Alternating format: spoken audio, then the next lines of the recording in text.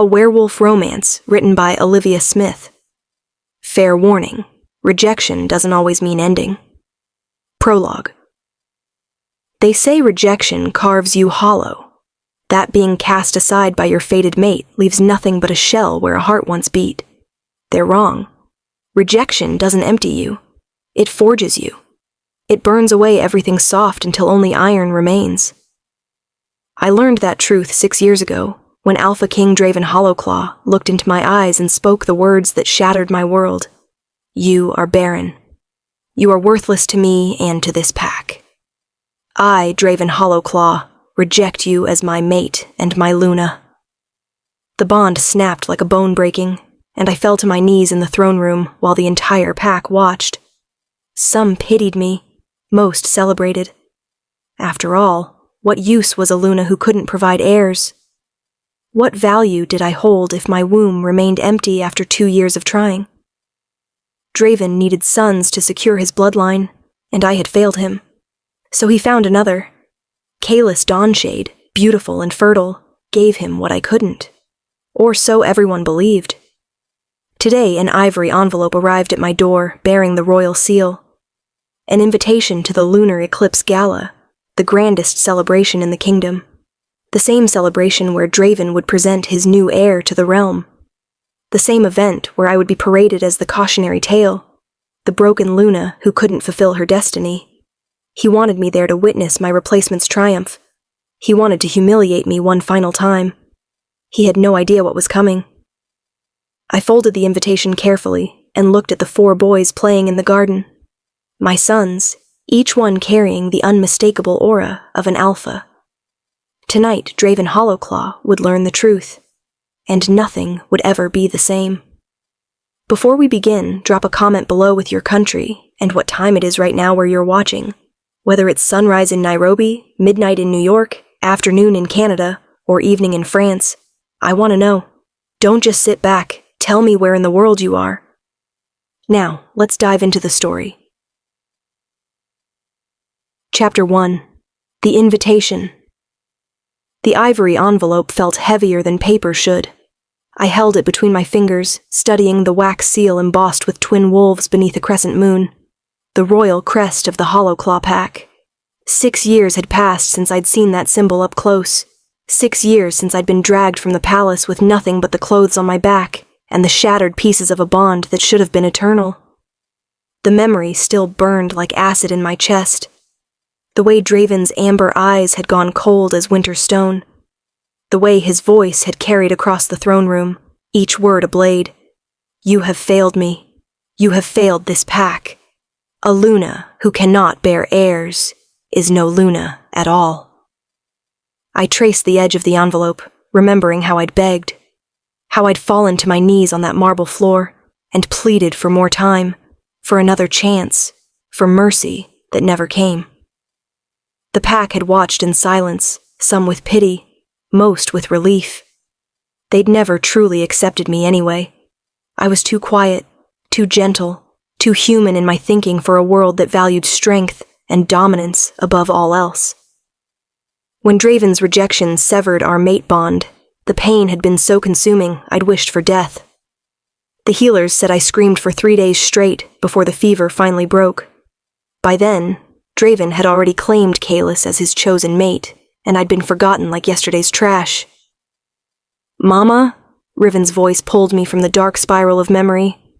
My eldest son stood in the doorway of our small cottage, his silver eyes, so like his father's it sometimes stole my breath, watching me with concern beyond his 6 years. You're crying again. I touched my cheek and found it wet. How long had I been standing here, drowning in the past? I forced a smile and tucked the invitation into my apron pocket. I'm fine, sweetheart. Just remembering something sad. Where are your brothers? Riven's expression remained solemn, too knowing for a child. All 4 of my sons had inherited their father's alpha bloodline, which meant they sensed emotions with unsettling accuracy.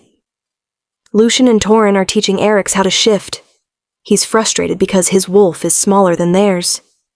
I moved to the window and looked out at the garden where my 3 younger sons tumbled in the grass, their bodies flickering between human and wolf form as they played.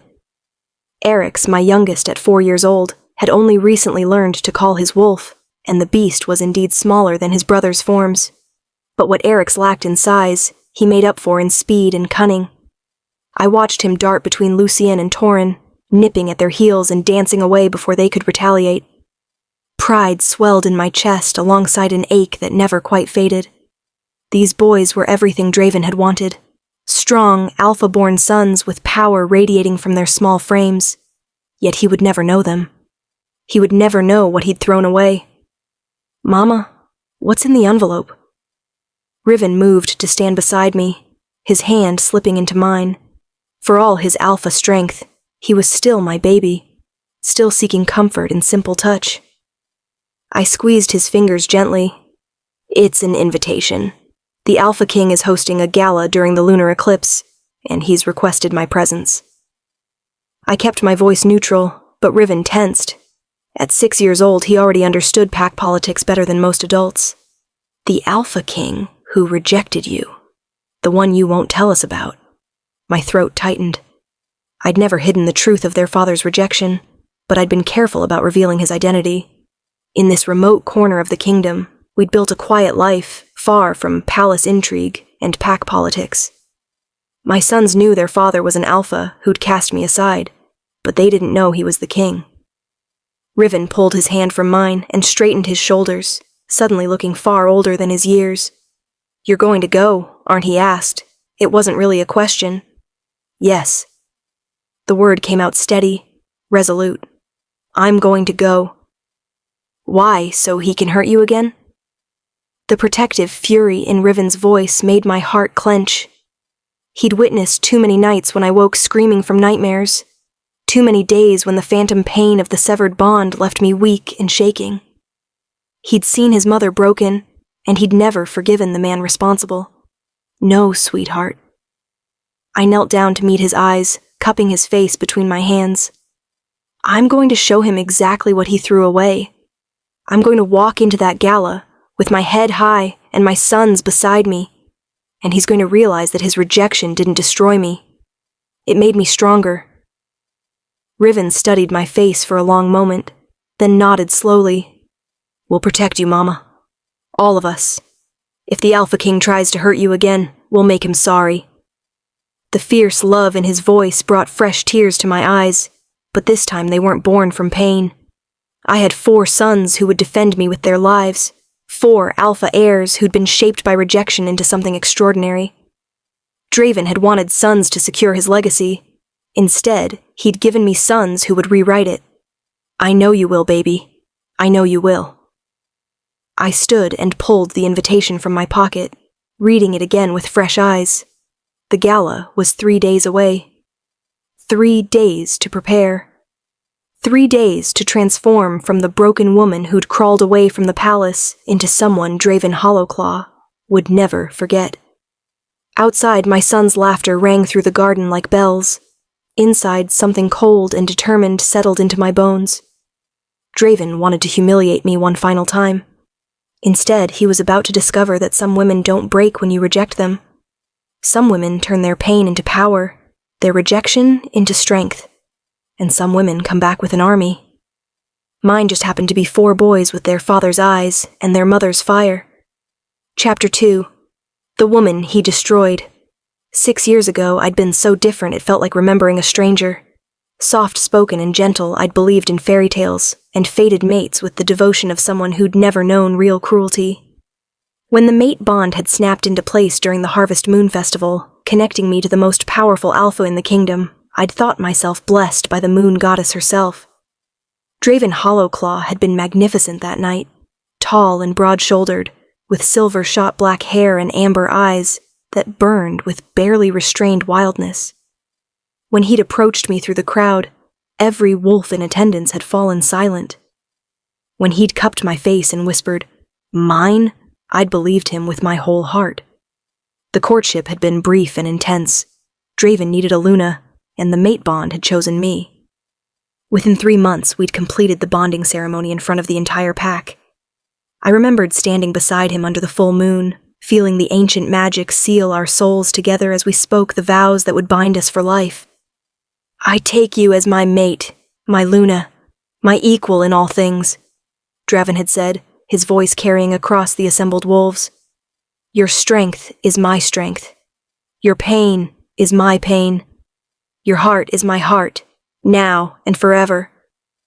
I'd repeated the same words, meaning every syllable. That night, I'd fallen asleep in his arms, believing I'd found my forever. I'd been so foolish. The problems had started almost immediately. Despite the mate bond's intensity, despite the passion that burned between us, my womb remained empty, month after month. At first, Draven had been patient. He'd held me when I cried after each negative test, promised we had time, insisted the moon goddess would bless us when the moment was right. But patience wore thin as seasons changed. The pack elders began muttering about bloodlines and succession. Draven's mother, the Dowager Queen, made increasingly pointed comments about duty and responsibility. And slowly, so gradually I hadn't noticed until it was too late, Draven's warmth toward me cooled into something distant and cold. By our second anniversary, he barely touched me anymore. The mate bond still burned between us, but he fought it like a man resisting poison. "Perhaps if you tried harder," the Dowager Queen had suggested during one particularly brutal family dinner. "Perhaps if you focused less on your little healing hobbies, and more on your primary duty as Luna, you might conceive." I'd sat there with my head bowed, taking the criticism like I deserved it. Draven hadn't defended me. He'd simply carved his meat and changed the subject. That night, I'd realized with devastating clarity that my mate had stopped seeing me as a person and started seeing me only as a failed vessel. The bond that should have made us inseparable had become a chain around both our necks, connecting us despite our mutual misery. The breaking point came on the winter solstice. I'd been feeling strange for days, nauseous, exhausted, my wolf restless in ways I couldn't explain. When I'd gone to the pack healer hoping for answers, she'd examined me with gentle thoroughness before delivering her verdict. "There's nothing wrong with your health, Luna. Your wolf is strong. But..." She'd hesitated, her expression filled with pity. "Your womb bears old scarring. Damage from a childhood illness that went untreated. I'm sorry, but the chances of you ever conceiving are virtually non-existent." The word Barren hadn't been spoken, but it might as well have been carved into my forehead. When I'd returned to the palace, I'd found Draven in his study. I told him everything, choking on tears as I watched his expression harden into granite. "Get out." His voice had been flat, emotionless. "Get out of my sight. Draven, please. You've been lying to me for 2 years, letting me believe we just needed time when you knew all along you were defective." "I didn't know. I swear I didn't. It doesn't matter." He'd stood, towering over me with rage radiating from every line of his body. "You are worthless to me, worthless to this pack. I need heirs, and you cannot provide them." The mate bond had screamed in agony, trying to force us together, to remind us of the sacred connection that made us one. Draven had fought it with brutal efficiency. "I will not be bound to a barren woman for the rest of my life." And then he'd spoken the words that ended everything. The rejection had felt like being skinned alive. The mate bond, that beautiful golden thread that had connected our souls, had torn apart with physical violence. I'd collapsed, convulsing on his study floor while Draven stood over me with cold indifference. When the pack guards had dragged me from the palace hours later, I'd been barely conscious, blood seeping from my nose and ears from the trauma of the severed bond. They'd dumped me at the kingdom's edge with nothing. No money, no supplies, just the clothes on my back and wounds that should have killed me. Most rejected wolves died within days. Their bodies couldn't survive the trauma of a severed mate bond. I should have died too. Instead, I'd dragged myself into the forest, found shelter in an abandoned cottage, and somehow survived through sheer stubborn fury. And then, 3 months after the rejection, I'd woken one morning to the unmistakable sensation of life stirring in my womb. 4 lives. 4 tiny heartbeats that should have been impossible. The healer had been wrong. The moon goddess had other plans. I'd carried those boys through a pregnancy that should have killed me, birthed them alone in that cottage with only instinct to guide me, and raised them in isolation with fierce, protective love. They were my miracle, my proof that sometimes the universe rights its wrongs in unexpected ways. Now, standing in my small kitchen 6 years later, I wondered what Draven would think when he saw them. Would he recognize his own eyes staring back at him from 4 young faces? Would he feel even a flicker of regret for what he'd thrown away? Or would he remain the cold, calculating king who'd cast aside his fated mate because she couldn't give him what he wanted on his timeline? I smoothed down the fabric of my worn dress and made a decision. If I was going to face Draven at the lunar eclipse gala, I wouldn't do it looking like a broken refugee. I would walk into that palace looking like the queen I should have been, with my sons beside me like the princes they were born to be. Draven wanted to humiliate me? He'd forgotten a crucial truth about rejected mates who survive. We don't survive by staying weak. We survive by becoming stronger than the ones who tried to destroy us. 3 days. I had 3 days to prepare for the confrontation that would change everything. Chapter 3. Preparing for War. The village of Thornwick sat nestled in the mountains at the kingdom's edge, far from the palace's gleaming spires and political intrigue. For 6 years, this had been our sanctuary, a place where no one asked questions about a lone woman and her 4 extraordinary sons. But sanctuary came with limitations. My cottage was small and worn, my dresses patched and faded, and my sons had never owned anything finer than homespun cloth. If we were going to the lunar eclipse gala, we needed help. I found Thyra Wolfsong at the village market, haggling over vegetables with the fierce determination that made her legendary among the local wolves. Thyra had been the only one to show me kindness when I'd first stumbled into Thornwick half dead from rejection trauma. She'd taken one look at my hollow eyes and trembling hands and simply said, "You're pregnant." Not a question, a statement. She'd hidden me during those vulnerable months, taught me to hunt and fight and survive, helped me birth my sons when the time came. She was more sister than friend, more pack than the wolves who'd cast me out. When I caught her eye across the crowded market, she abandoned her vegetables immediately and crossed to me. "What's wrong?" She knew me too well. I could hide nothing from her sharp gaze. I pulled the invitation from my pocket and handed it to her without a word. Thyra read it once, then again, her expression darkening with each pass. "That bastard," she breathed. "He's inviting you to his heir's presentation? To parade his new Luna's success in front of you?" "That's the idea," I said quietly. "He wants to humiliate me one final time.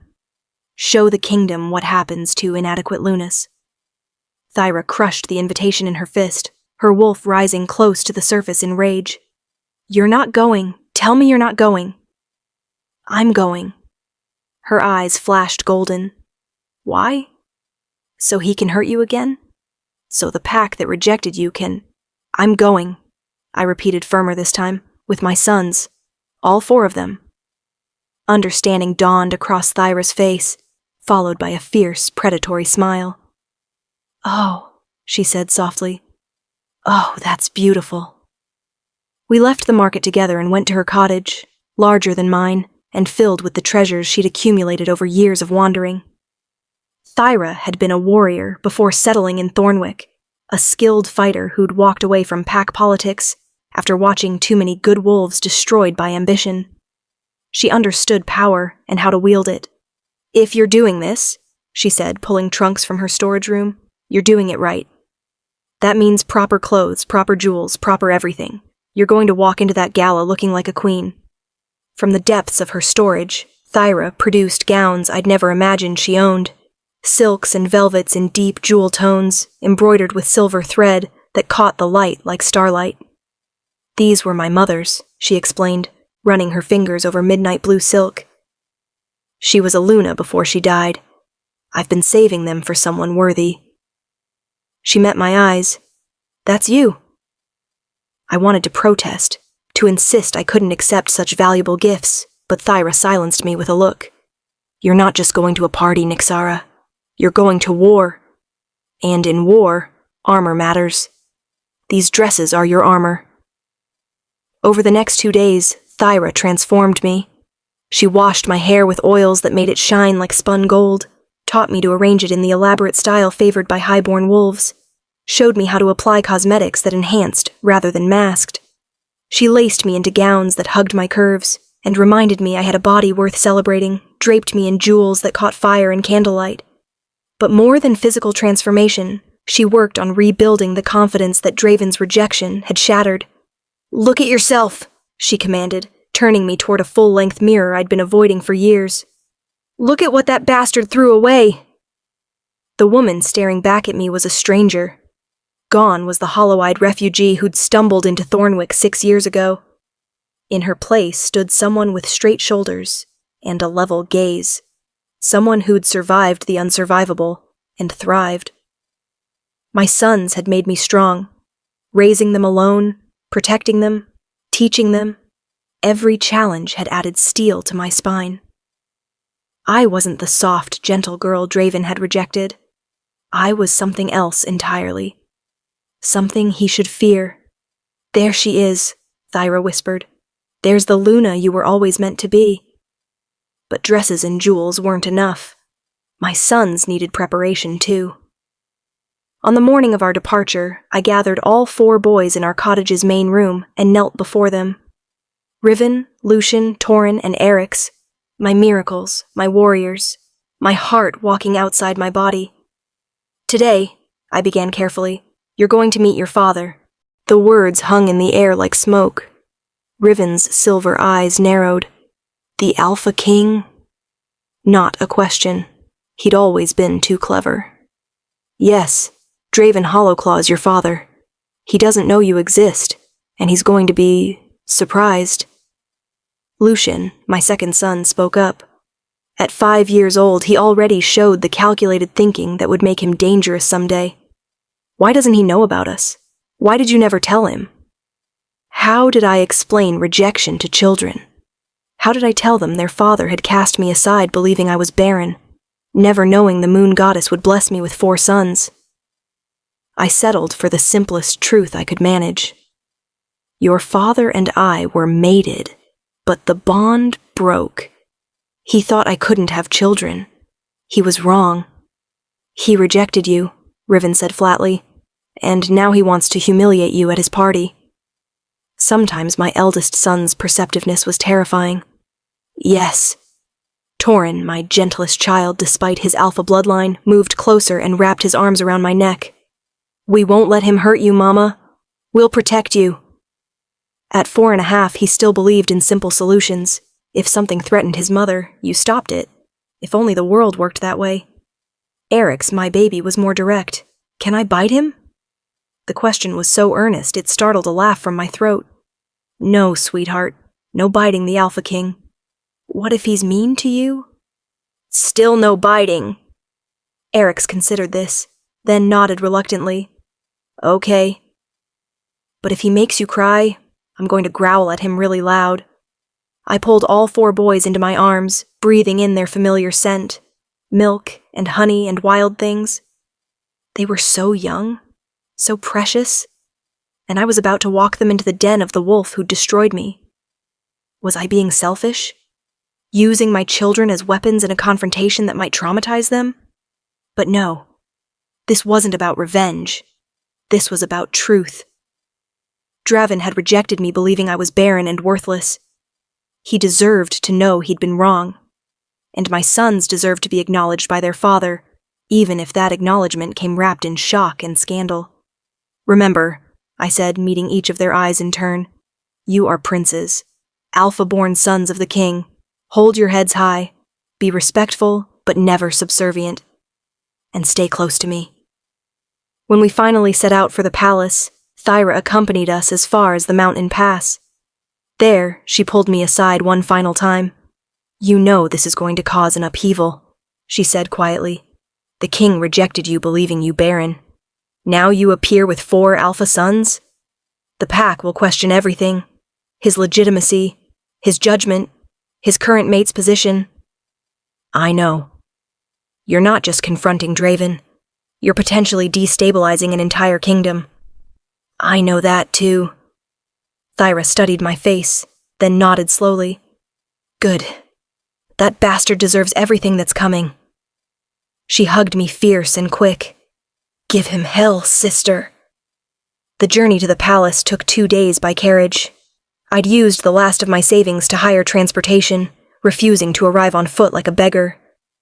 My sons pressed their faces to the windows, watching the landscape change from mountain wilderness to cultivated lands to the gleaming city that surrounded the royal seat. They'd never seen anything like it. The grand buildings, the crowds, the obvious wealth. It's so big, Torin breathed.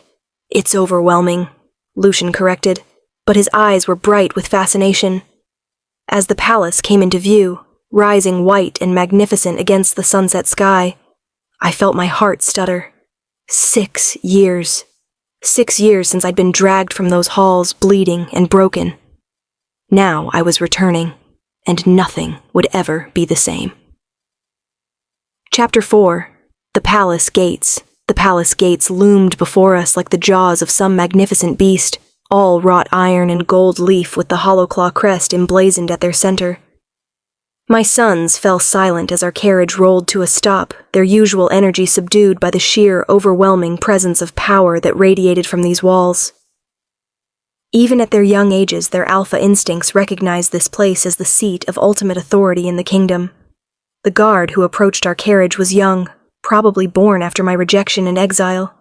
He wouldn't recognize me. That small mercy gave me the courage to hand him my invitation through the window. His eyes widened as he read it, then narrowed with confusion as he looked from the formal summons to my obviously modest carriage and simple traveling clothes. Lady Nixara Moonvale? He stumbled over my name, probably noting it wasn't attached to any known pack or family line. That's correct. I kept my voice steady, authoritative in the way Thyra had taught me. I was invited to attend the lunar eclipse gala. And the children? His gaze shifted to my sons, and I saw the moment he registered their unusual intensity. 4 young boys, all watching him with unnerving stillness, and eyes that gleamed with too much intelligence for their ages. They accompany me. I offered no further explanation. Let him wonder. The guard exchanged glances with his companion, clearly uncertain how to proceed. A lone woman with no pack affiliation and 4 strange children wasn't exactly standard gala attendance. Finally, he stepped back and waved us through. Proceed to the main entrance. The palace servants will direct you. As our carriage rolled through those gates, I felt the weight of history pressing down on my chest. The last time I'd passed this threshold, I'd been carried out unconscious, my body shutting down from the trauma of a severed mate bond. The guards had thrown me over the boundary like trash, washing their hands of the broken Luna who'd failed her king. Now I was returning, and the symmetry felt almost poetic. Mama, you're shaking.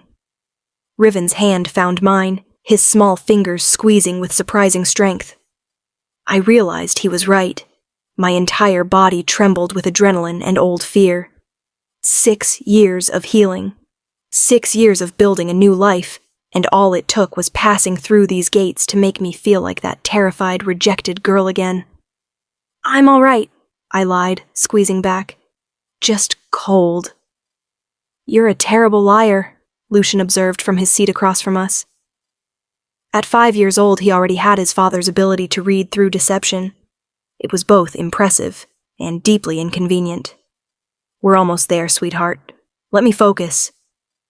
The main courtyard was chaos.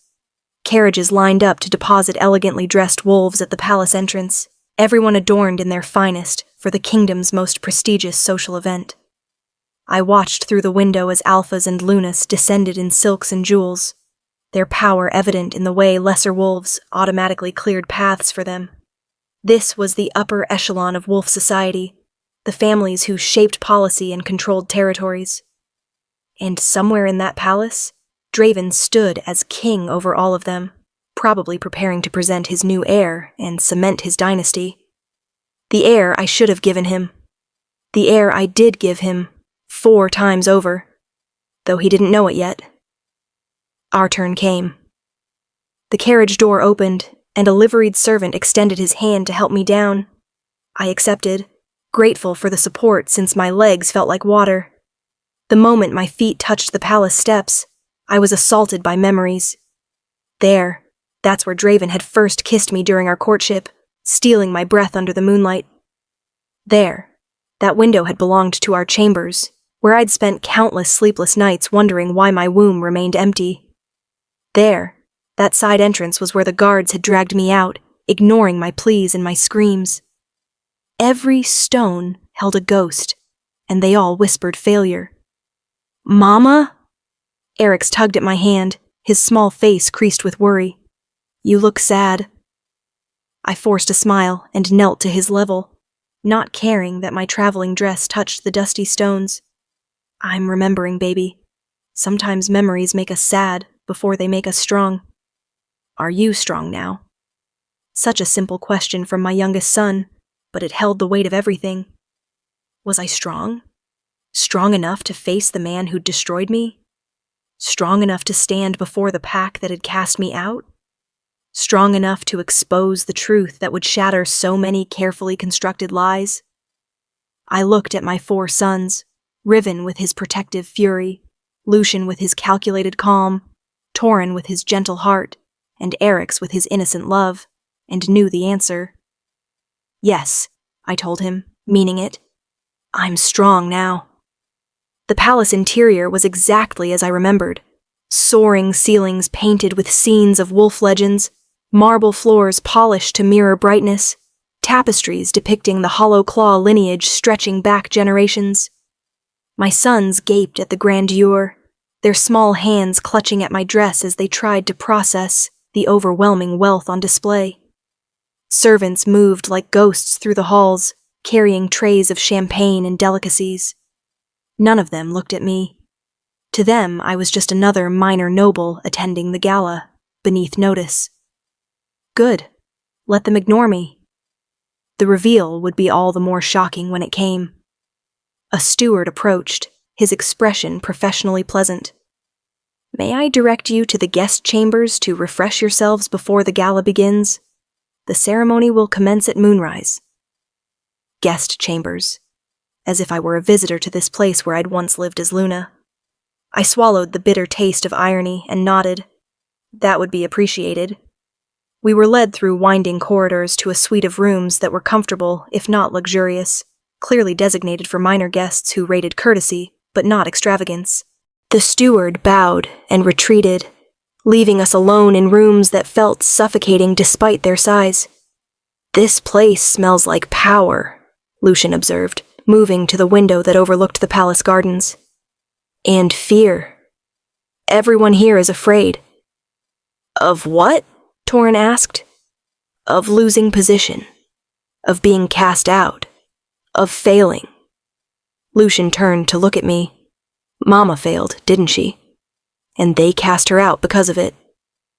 The casual way he stated it, as if discussing something academic rather than my deepest trauma, should have hurt. Instead, I felt oddly proud of his perception. "Yes," I said simply. "I did fail, at least in their eyes. And yes, they cast me out because of it." "That was stupid of them," Eryx announced, flopping onto one of the beds. "You're the best mama ever. They're dumb for throwing you away." Riven remained at my side, silent, but watchful. Of all my sons, he understood most clearly what tonight meant. "When will we see him?" he asked. "The king. When will we see our father?" "At the gala, when he presents his heir." I moved to the wardrobe where my luggage had been placed and began unpacking the midnight blue gown Thera had insisted I wear. He'll be on the dais with his current Luna, showing off the son she gave him, and we'll be in the crowd, watching. And then we'll see what happens. It wasn't much of a plan, but it was all I had. I couldn't predict how Draven would react to seeing me, let alone discovering his rejected mate had borne him 4 sons. Would he be shocked? Enraged? Would he try to deny them? Claim them? The hours until moonrise crawled past. I bathed and dressed with Thyra's instructions echoing in my mind. How to arrange my hair to showcase my face, how to apply cosmetics to enhance my natural features, how to carry myself with the confidence of someone who belonged in these halls. My sons were bathed and dressed in the finest clothes we could afford, their hair combed and their faces scrubbed until they looked like little princes. Because that's what they were, I realized. Princes. Alpha-born sons of the king. They just didn't know it yet. Neither did anyone else. As moonrise approached, a servant knocked to escort us to the grand ballroom.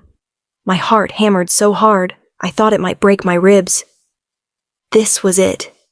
The moment I'd been dreading and anticipating in equal measure. In minutes, I would see Draven for the first time in 6 years. The mate who'd rejected me. The man whose sons I'd borne in secret. The king who thought he'd broken me. I took one last look in the mirror, barely recognizing the woman staring back. Thyra had been right. I looked like a queen. Now I just had to act like one. Chapter 5. The Lunar Eclipse Gala. The grand ballroom stole my breath despite my determination to remain unmoved. Crystal chandeliers hung from vaulted ceilings like frozen starbursts, casting prismatic light across marble floors. Hundreds of wolves in their finest attire clustered in groups, their conversations creating a low hum of sound that reminded me of wind through trees. The air smelled of expensive perfume, champagne, and barely restrained power as alphas from across the kingdom gathered to witness their king's triumph. I kept my sons close, feeling their small bodies press against my sides as they took in the overwhelming spectacle. Even Riven, usually so composed, had wide eyes as he observed the sheer display of wealth and status. We entered quietly, drawing little attention as we found a position near the back of the crowd. I was grateful for the anonymity. It gave me time to breathe, to steady my racing heart, to prepare for what was coming. Around us, wolves gossiped with the vicious charm that characterized pack politics. I caught fragments of conversation, each one a small dagger to old wounds. They say the new heir is magnificent. Strong alpha bloodline, already showing signs of power. Well, of course, Lady Kalis comes from impeccable breeding, unlike that failure of a first Luna. Do you think the king regrets wasting 2 years on her? What was her name again? Does it matter? She's long gone, and good riddance. I kept my face carefully blank, refusing to give these strangers the satisfaction of seeing how their casual cruelty landed. Beside me, Riven vibrated with barely suppressed fury. At 6 years old, he already understood they were discussing his mother with contempt, and his protective instincts demanded he defend me. I placed a gentle hand on his shoulder, squeezing once in warning. Not yet. Not until the right moment. We waited as more guests arrived, as the ballroom filled to capacity, as servants circulated with trays of refreshments I couldn't have eaten if someone paid me. My stomach was a knot of anxiety so tight I could barely breathe. Then the palace trumpets sounded, 3 sharp notes that cut through conversation like a blade. The crowd fell silent, all eyes turning to the dais at the ballroom's far end. My heart stopped. There, emerging through curtained doors, was Draven Hollowclaw, Alpha King, my former mate, the father of my children. 6 years had changed him subtly. His black hair showed more silver at the temples, and new lines bracketed his mouth, but he remained devastatingly handsome. Power radiated from him like heat from a forge, commanding instant attention from every wolf in attendance.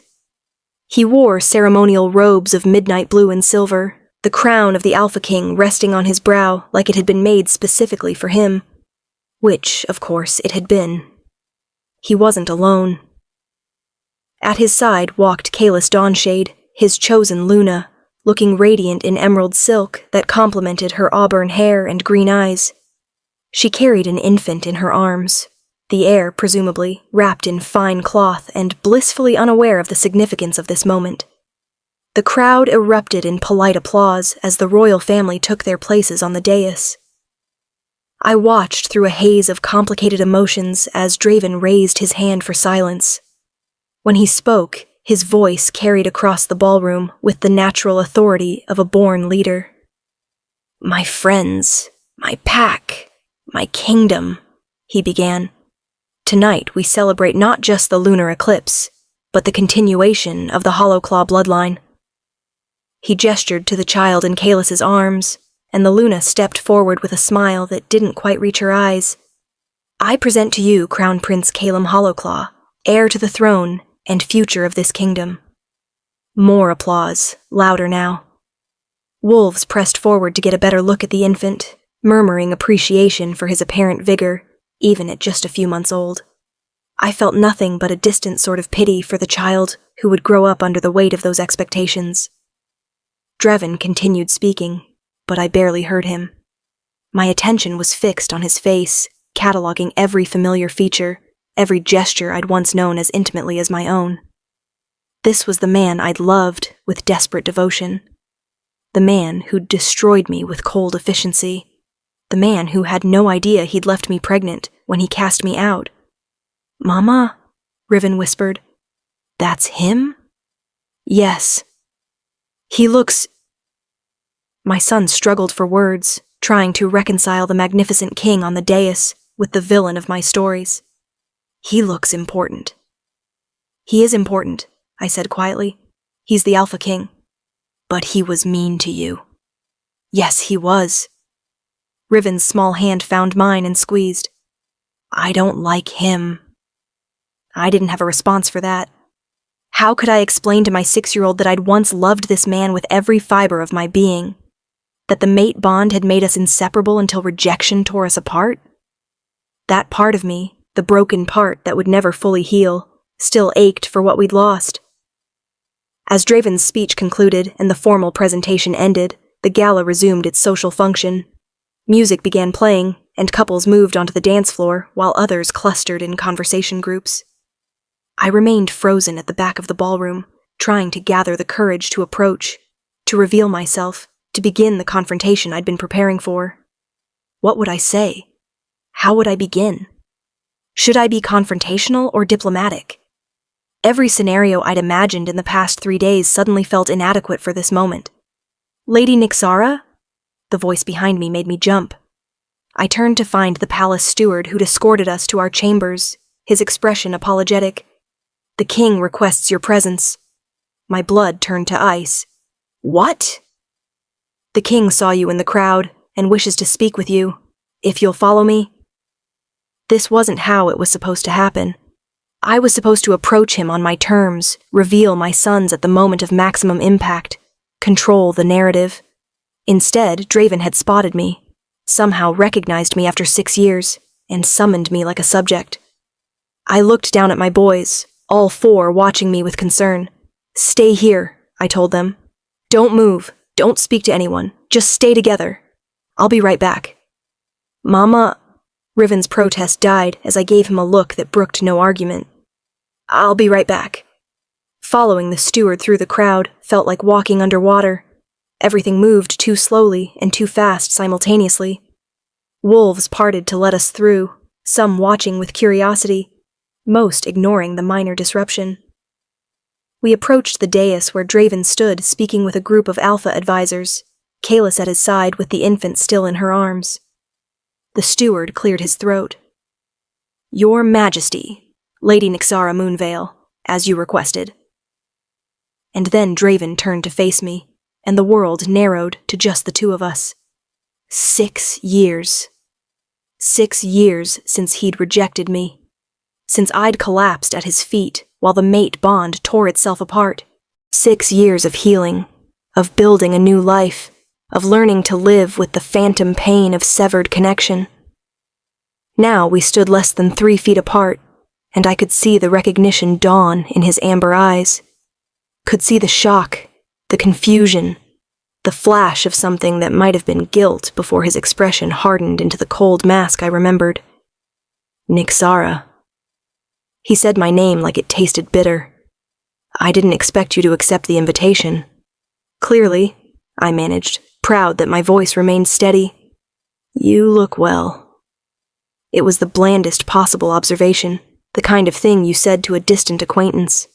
as if we hadn't once been mated, as if he hadn't destroyed me, as if I wasn't standing here with his sons waiting in the crowd, about to blow apart his perfect presentation. Kalis leaned close to Draven, whispering something urgent. He shook his head slightly, dismissing whatever concern she'd raised, his gaze never leaving my face. "Why are you here?" he asked bluntly. "You invited me." That invitation was meant as a courtesy. I didn't actually expect you to... He stopped himself, but the damage was done. The truth crystallized between us. He'd invited me believing I was too broken, too ashamed to actually attend. He'd expected me to hide away in whatever hole I'd crawled into after rejection, nursing my wounds in private while he celebrated his perfect heir with his perfect new Luna. The invitation had been a final insult, not a genuine summons, and he'd been shocked that I had the audacity to call his bluff. Something cold and hard settled in my chest. This was the moment. This was when I showed him exactly how wrong he'd been about everything. "Actually," I said, my voice carrying just enough to be heard by those standing nearby, "I came to introduce you to someone. Several someones, in fact." I gestured toward the back of the ballroom, where my 4 sons stood clustered together. Even from this distance, their unusual intensity was visible. 4 young boys watching the king with unnerving focus, their silver eyes gleaming in the chandelier light. "Who?" Draven asked, confusion replacing his cool dismissal.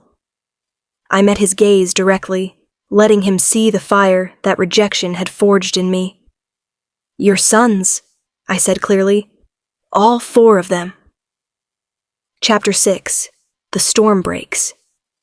The silence that followed my announcement was absolute. Every wolf within earshot had frozen, their conversations dying mid-word as my statement registered. Draven's face went from confusion to shock to something approaching horror in the span of a heartbeat. Beside him, Kalis made a small sound of distress, clutching the infant tighter to her chest. For a long moment, no one moved. No one breathed. The entire ballroom seemed suspended in the aftermath of words that couldn't be unsaid. Then Draven found his voice, though it came out strangled. "What did you say?" I repeated with deadly calm, "Those are your sons. The 4 boys standing at the back of the ballroom, your heirs, your bloodline, the children you thought I could never give you." The crowd erupted. Shocked whispers became urgent murmurs, became outright exclamations as wolves turned to look at the boys I'd indicated. My sons, bless them, stood with perfect composure under the sudden scrutiny, their backs straight and their expressions neutral in a way that made them look far older than their years. They might be young, but they understood the weight of this moment. Draven pushed past me, moving to the edge of the dais for a better view. I watched his face as he studied the boys, really looked at them for the first time, and saw the moment recognition hit. 4 sets of silver eyes stared back at him. 4 young faces with familiar bone structure, familiar proud tilt to their chins. 4 boys who carried themselves with the unconscious authority of alpha blood. His alpha blood. "That's impossible," he breathed. "You were Barren." The healer confirmed it. The healer was wrong. I moved to stand beside him, making sure my voice carried to the stunned audience. "I discovered I was pregnant 3 months after you rejected me. I carried your sons for 9 months, birthed them alone, and raised them in secret because I knew what would happen if the kingdom discovered the broken, rejected Luna had somehow managed to conceive after all." The implications of that statement rippled through the crowd like wildfire. If I'd been capable of bearing children all along, then Draven's rejection had been based on false information. His entire justification for casting me aside crumbled under the weight of 4 living proofs. Lord Brennan, Draven's chief advisor, pushed forward through the crowd. "This is preposterous," he declared. "Lady Nyxara is clearly attempting some kind of fraud. These children could be anyone's. Look at them," I said coldly. "Look at their eyes, their bearing, their power that's evident even at their young ages. You can sense what they are, Lord Brennan. Every wolf in this room can sense it. They are alpha-born sons of the king, and no amount of denial will change that truth." I turned to Draven, who still stood frozen, staring at the boys with an expression I couldn't quite read. You wanted me here to witness your triumph, to see your heir and acknowledge my failure. Instead, you're going to acknowledge yours. Kalis found her voice, shrill with panic. Draven, you can't possibly believe this madness. She's clearly been plotting this for years, finding random children who resemble you and coaching them to... Silence. Draven's voice cracked like a whip, and Kalis flinched. He descended from the dais, moving toward my sons with predatory grace. The crowd parted before him, everyone desperate to witness this confrontation. I followed close behind, my heart hammering. This was the moment everything changed. Either Draven would acknowledge my sons, or attempt to deny them. Either way, the kingdom would never be the same. Riven stood at the forefront of his brothers, his small body positioned protectively. As Draven approached, my eldest son tilted his head back to meet the king's eyes with absolutely no fear. You're my father, Riven said. Not a question. A statement. Draven stopped dead, the simple declaration hitting him like a physical blow. How old are you? His voice was hoarse. 6 years old. My mother was pregnant with us when you rejected her. The use of us wasn't lost on anyone. The entire ballroom had crowded close now, straining to hear every word of this impossible confrontation. Draven's gaze moved over all 4 boys, Riven with his silver eyes and protective fury, Lucien with his calculating assessment, Torin with his gentle concern, Eryx with his innocent curiosity. I saw his throat work as he swallowed hard. 6 years, he repeated. You've been alive for 6 years. Yes? Riven's tone held accusation that cut deeper than any adults could have. Mama raised us alone. She never told anyone who our father was because she said you didn't want us. She said you called her barren and worthless. I didn't, Draven started, then stopped. Because he had said those things. He'd called me defective, broken, useless. He'd rejected me believing I'd never give him children. And now those children stood before him, living proof of his mistake. Why didn't you tell me? The question emerged raw with emotion. Why keep them secret? You rejected me, I said simply. You severed our mate bond and cast me out with nothing. Why would I come crawling back to the man who destroyed me just to tell him he was wrong? The mate bond. Those words hung in the air like smoke. Around us, I heard gasps as wolves realized the full implications. Draven and I had been fated mates, blessed by the moon goddess herself. Rejecting a fated mate was considered an offense against the divine, something undertaken only in the most desperate circumstances. Most rejected mates died within days from the trauma. The fact that I'd survived was remarkable enough. That I'd survived and thrived and borne children? That was unprecedented. The bond, Draven whispered. You survived the rejection. Barely, I said coldly. I almost died. Your sons almost died with me. But we're resilient, it turns out. We survived despite your best efforts. Draven reached toward Riven, then stopped himself, his hand falling to his side. May I... He looked at me, actually asking permission for the first time since we'd reunited. May I touch them? To verify? I nodded to Riven, who stepped forward with wary courage. Draven knelt, bringing himself to eye level with his eldest son, and placed his hand over the boy's heart. I knew what he was doing, feeling for the Alpha bloodline connection that would confirm paternity beyond any doubt. The connection only worked with direct descendants, blood calling to blood through supernatural means. When Draven's eyes widened, I knew he'd felt it. The unmistakable pull of his own bloodline in Riven's veins. He moved to Lucien, then Torin, then Eryx, repeating the gesture with each boy. Every time, his expression grew more devastated as the bond confirmed what I'd been telling him. These were his sons. 4 alpha heirs he'd never known about. 4 children who should have been raised in the palace as princes, instead raised in a mountain cottage by a rejected mate who'd survived the unsurvivable. When he stood again, his face had gone ashen.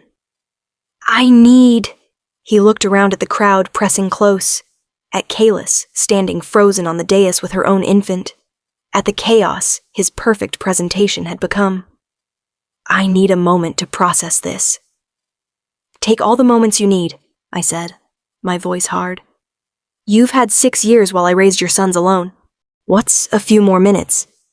It was cruel, I knew, but he'd earned that cruelty with interest. Lord Brennan tried to salvage the situation.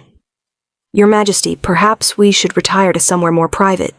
This discussion shouldn't take place before the entire court." "No," Draven said firmly. "No, this is exactly where it needs to happen." He turned to address the crowd, his voice carrying with royal authority despite the chaos. "Everything Lady Nyxara has said is true. These boys are my sons. Alpha-born heirs I rejected unknowingly when I rejected their mother." The ballroom erupted again, this time with questions and exclamations that threatened to overwhelm all order. Draven raised his hand for silence, and eventually the crowd quieted enough for him to continue. 6 years ago, I rejected my fated mate believing she was barren. I was wrong. The consequences of that mistake stand before you." He looked at my sons, and something in his expression made my chest tight. These boys are legitimate heirs to the Hollowclaw throne.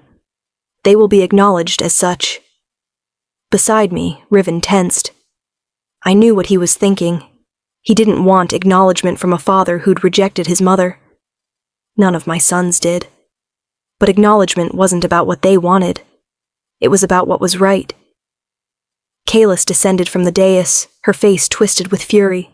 "You can't be serious. You're going to legitimize bastard sons based on this woman's word? What about Calum? What about our son?"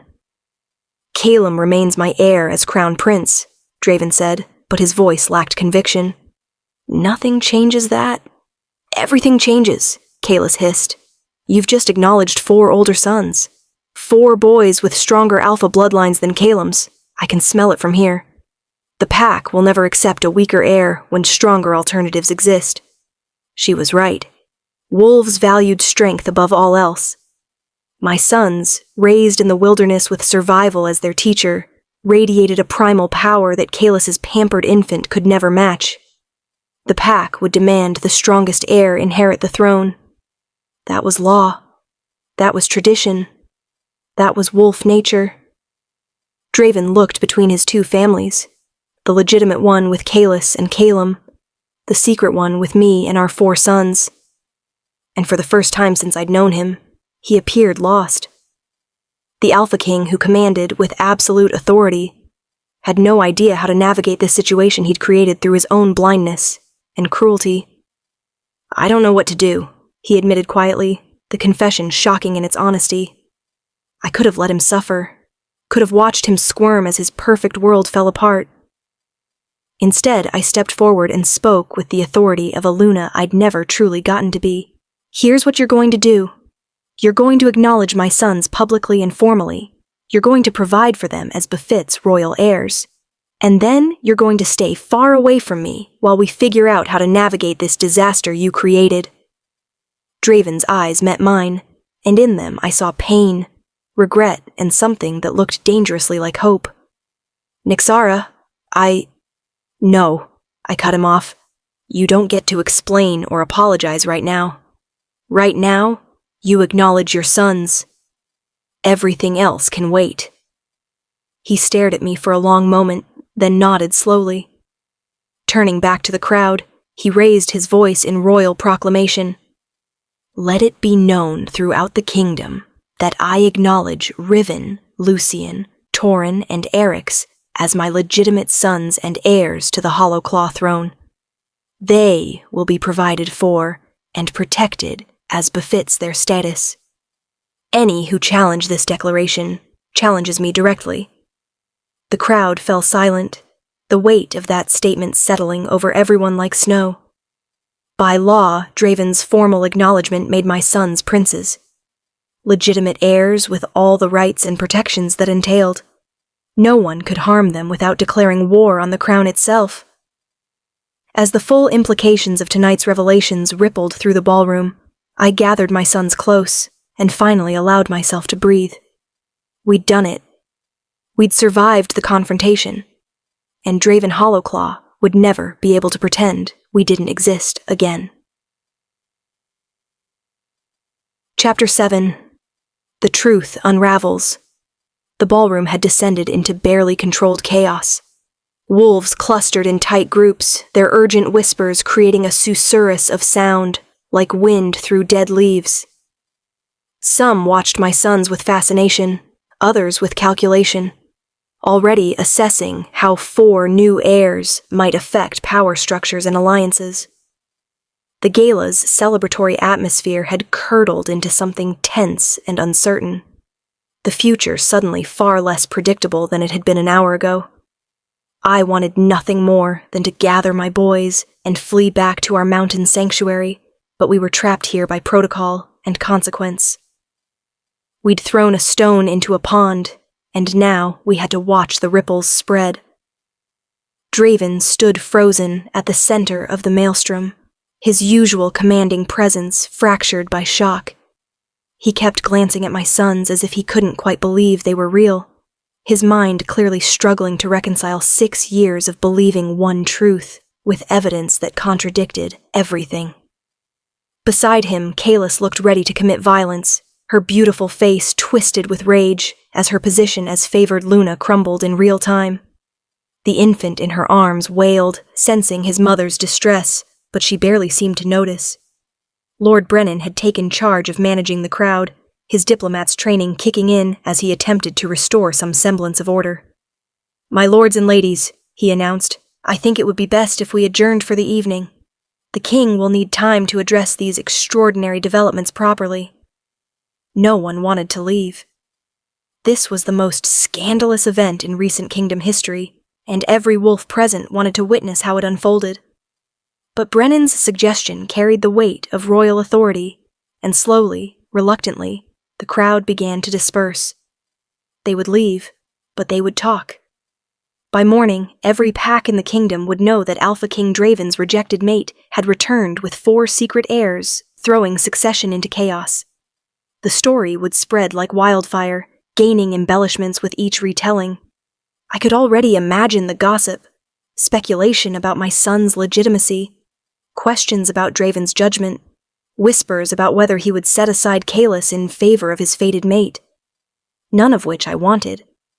I hadn't come here seeking to reclaim my position or disrupt Draven's new life. I'd come to ensure my sons were acknowledged. Mission accomplished. Now I just wanted to go home. "Lady Nyxara," Lord Brennan appeared before me, his expression carefully neutral. "The king requests that you and your sons remain. There is much that needs to be discussed. Tonight?" I glanced at my boys, all showing signs of exhaustion despite their best efforts to remain alert. Eryx was practically swaying on his feet, and even Riven's fierce determination couldn't completely hide the fatigue pulling at his features. "Surely these discussions can wait until morning." "I'm afraid they cannot," Brennan said, though his tone held sympathy. "The acknowledgement of 4 new heirs raises immediate questions about succession, legitimacy, and royal protocol. These matters must be addressed before rumors spread too widely." He was right, damn him. Every hour we delayed would make controlling the narrative more difficult. I sighed and nodded. "Fine, but my sons need food and rest first. They're children, not political pawns." "Of course," Brennan gestured to a servant. "Please escort Lady Nyxara and the young princes to the blue drawing room. Have refreshments brought immediately." As we followed the servant from the ballroom, I felt the weight of hundreds of eyes tracking our movements. My sons pressed close to me, their earlier bravery giving way to exhaustion and uncertainty. This was too much for children their age, the crowds, the confrontation, the sudden revelation of their royal heritage. I'd thrown them into deep water and could only hope they learned to swim quickly enough. The blue drawing room was smaller and more intimate than the ballroom, with comfortable chairs arranged around a low table and a fire crackling in the hearth. The servant left us with promises that food would arrive shortly. As soon as we were alone, all 4 boys collapsed into chairs with simultaneous groans of relief. "That was terrible," Torin announced. "All those people staring at us. I didn't like it." "I thought it was exciting," Lucien countered, though his voice held exhaustion. "Did you see how shocked everyone was? They had no idea what to think." "The king looked like he was going to be sick," Riven observed. "Good. He should feel sick after what he did to Mama." Eryx had curled up in an oversized chair, his eyes already drooping. "Mama, can we go home now? I don't like it here." "Soon, baby," I promised, though I had no idea if that was true. "We just need to talk to some people first, and then we can leave." The door opened again, admitting servants with trays laden with food, delicate pastries, fresh fruit, roasted meats, cheeses I didn't recognize.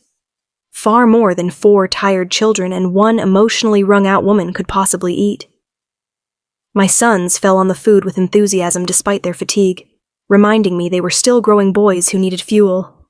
I picked at a pastry without tasting it, my stomach too knotted with anxiety to appreciate the palace kitchen's excellent work. 20 minutes later, Draven entered without knocking. He'd removed his ceremonial robes and crown, now wearing simple trousers and a shirt that somehow made him look more approachable, more human. His eyes went immediately to my sons, studying them with an intensity that made me want to step between them protectively. "They're exhausted," I said sharply. "Whatever you need to discuss, it should wait until morning." "I know." His voice was rough, strained. I needed to see them again, to confirm this is real." "It's real," Riven said coldly. "We're real. Sorry if that's inconvenient for you." Draven flinched at the hostility in his eldest son's voice. He moved closer slowly, like approaching a wild animal that might bolt. "May I sit?" The question was directed at me, not the boys. I gestured to an empty chair. "It's your palace." "It doesn't feel like it right now." He sank into the chair, suddenly looking as exhausted as my sons. For a long moment, silence stretched between us, heavy with 6 years of pain, rejection, and consequences. Finally, Draven spoke. "Tell me about them. Please, I need to know everything." "Why?" The word came out bitter. "So you can assess their value? Decide if they're worth acknowledging beyond tonight's show?" "No." He met my eyes directly. "So I can begin to understand what I missed, what I threw away." The raw honesty in his voice caught me off guard. I'd expected anger or defensiveness, not this quiet devastation. Slowly, reluctantly, I began to talk. I told him about the pregnancy, how I'd discovered it 3 months after rejection, how terror had warred with impossible hope when I'd felt the first flutter of life in my womb.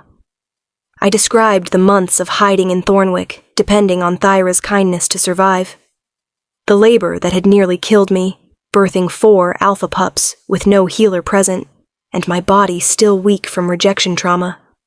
The first years raising them alone, never knowing if I could keep them safe, if I could provide enough.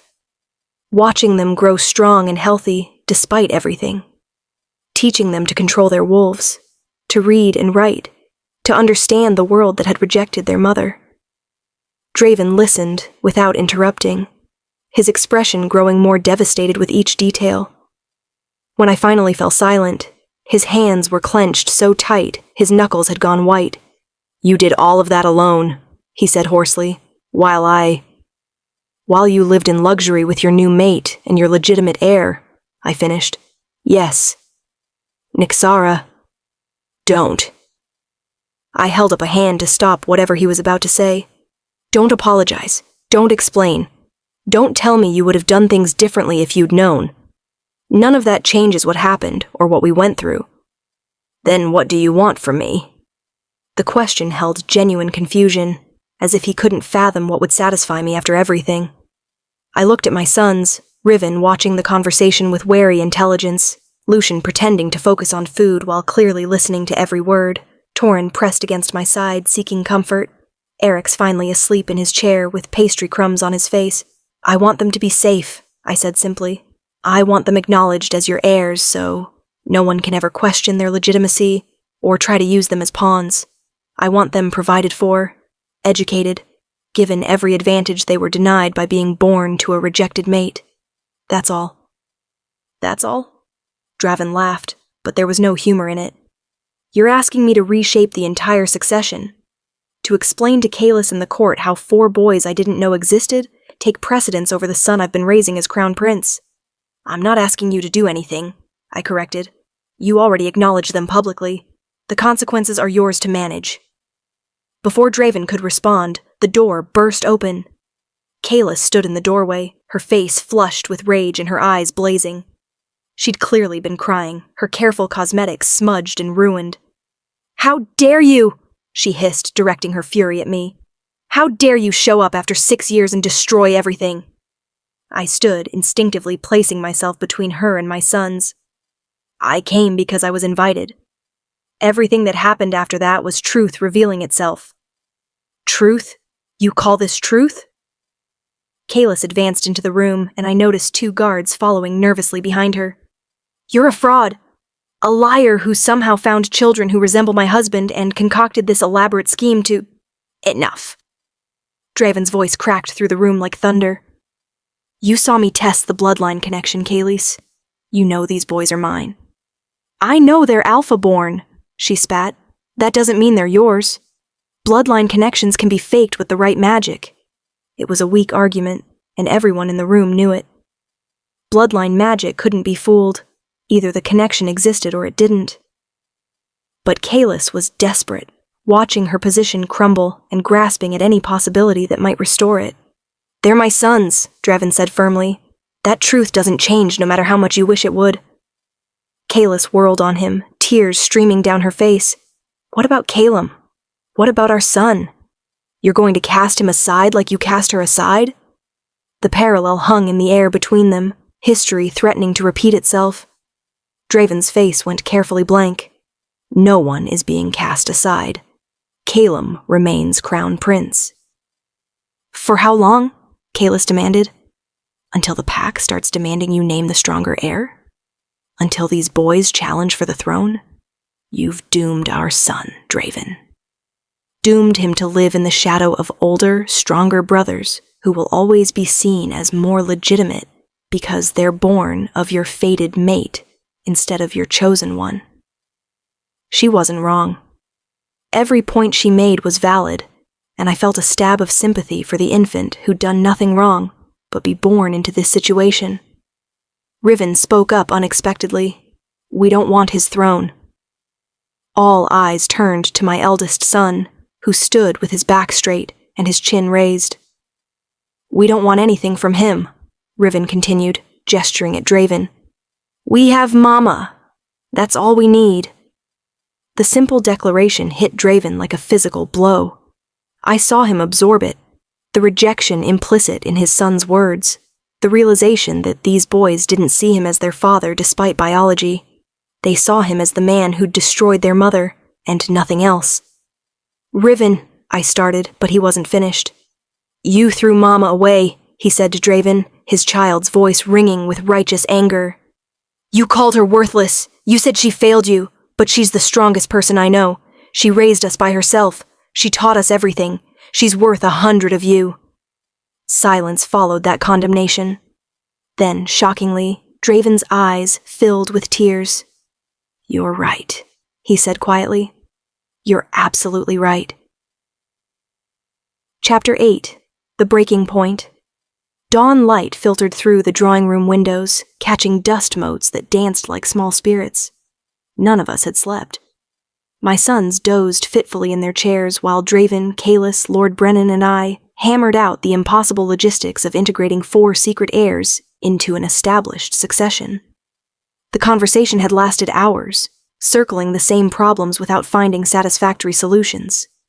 How do you acknowledge 4 older sons without destabilizing a kingdom that had already named its crown prince? How do you balance the rights of fated mate children against chosen mate children when Wolflaw gave preference to the former, but politics demanded consideration of the latter? Kalis had calmed from her earlier fury into something colder and more calculating. She'd realized rage wouldn't help her son's position and had shifted to strategic maneuvering. The boys are young, she argued. They've been raised in isolation without proper education or training in royal duties. Surely it makes sense to maintain Calum as crown prince while these others are evaluated. These others? I repeated, my voice dangerous. You mean my sons, the Alpha King's legitimate heirs. Heirs born to a rejected mate, Kalis countered. Let's not pretend that doesn't complicate matters. The rejection was based on false information, Lord Brennan interjected tiredly. We'd been over this particular ground a dozen times already, which means it shouldn't have occurred in the first place. In the eyes of Wolflaw, Lady Nyxara was wrongfully rejected. That opened an entirely new complication. If my rejection had been wrongful, then technically I should still be Luna. My mate bond with Draven might be severed, but the legal and social position could potentially be restored, which would make Kalis's position as current Luna invalid, which would make her son's claim to the throne weaker than my son's claims. The implications spiraled outward like cracks in ice, threatening to bring down the entire structure of Draven's current life. This is madness, Kalis whispered. You can't seriously be considering. I'm not considering anything yet, Draven cut her off. He looked at me, exhaustion and something like desperation in his eyes. What do you want, Nyxara? Really want? Because I'm trying to give you what you asked for, but I suspect there's more you're not saying. What did I want? The question had haunted me for 6 years. In my darkest moments, I'd fantasized about revenge, watching Draven suffer the way he'd made me suffer, seeing him lose everything like I'd lost everything. But sitting here with my son sleeping nearby, and the pale morning light revealing how broken we all were, I realized revenge held no appeal. I just wanted peace. I want to go home, I said simply. I want to take my sons back to Thornwick and continue our quiet life without fear that someone will challenge their legitimacy or try to use them as political tools. That's all I've ever wanted, safety and peace for my children. You can't, Lord Brennan said gently. Not anymore. The moment you revealed them publicly, you made that impossible. Every ambitious alpha in the kingdom now sees your sons as potential threats or potential allies. If you return to isolation, you leave them vulnerable to manipulation, or worse. He was right. I'd known it the moment I'd walked into the ballroom, but I'd been so focused on the immediate confrontation, I hadn't fully processed the long-term consequences. My sons were princes now, whether they wanted to be or not. They would never again know the simple freedom of anonymity. Then what? My voice cracked with exhaustion and despair. What am I supposed to do? Stay, Draven said quietly. Stay here where I can protect them, where they can learn what they need to survive in this world. No. The word exploded from me with more force than I'd intended. No, I will not stay in the palace where you rejected me. I will not raise my sons under the same roof as the woman who replaced me. I will not subject them to— Then I'll provide a separate estate, Draven interrupted. Close enough for protection and education, far enough for privacy. You'll have autonomy, resources, safety. It was a reasonable solution. It was also a trap. Accept his offer, and I would be forever bound to him through our sons' positions, unable to truly escape or move on.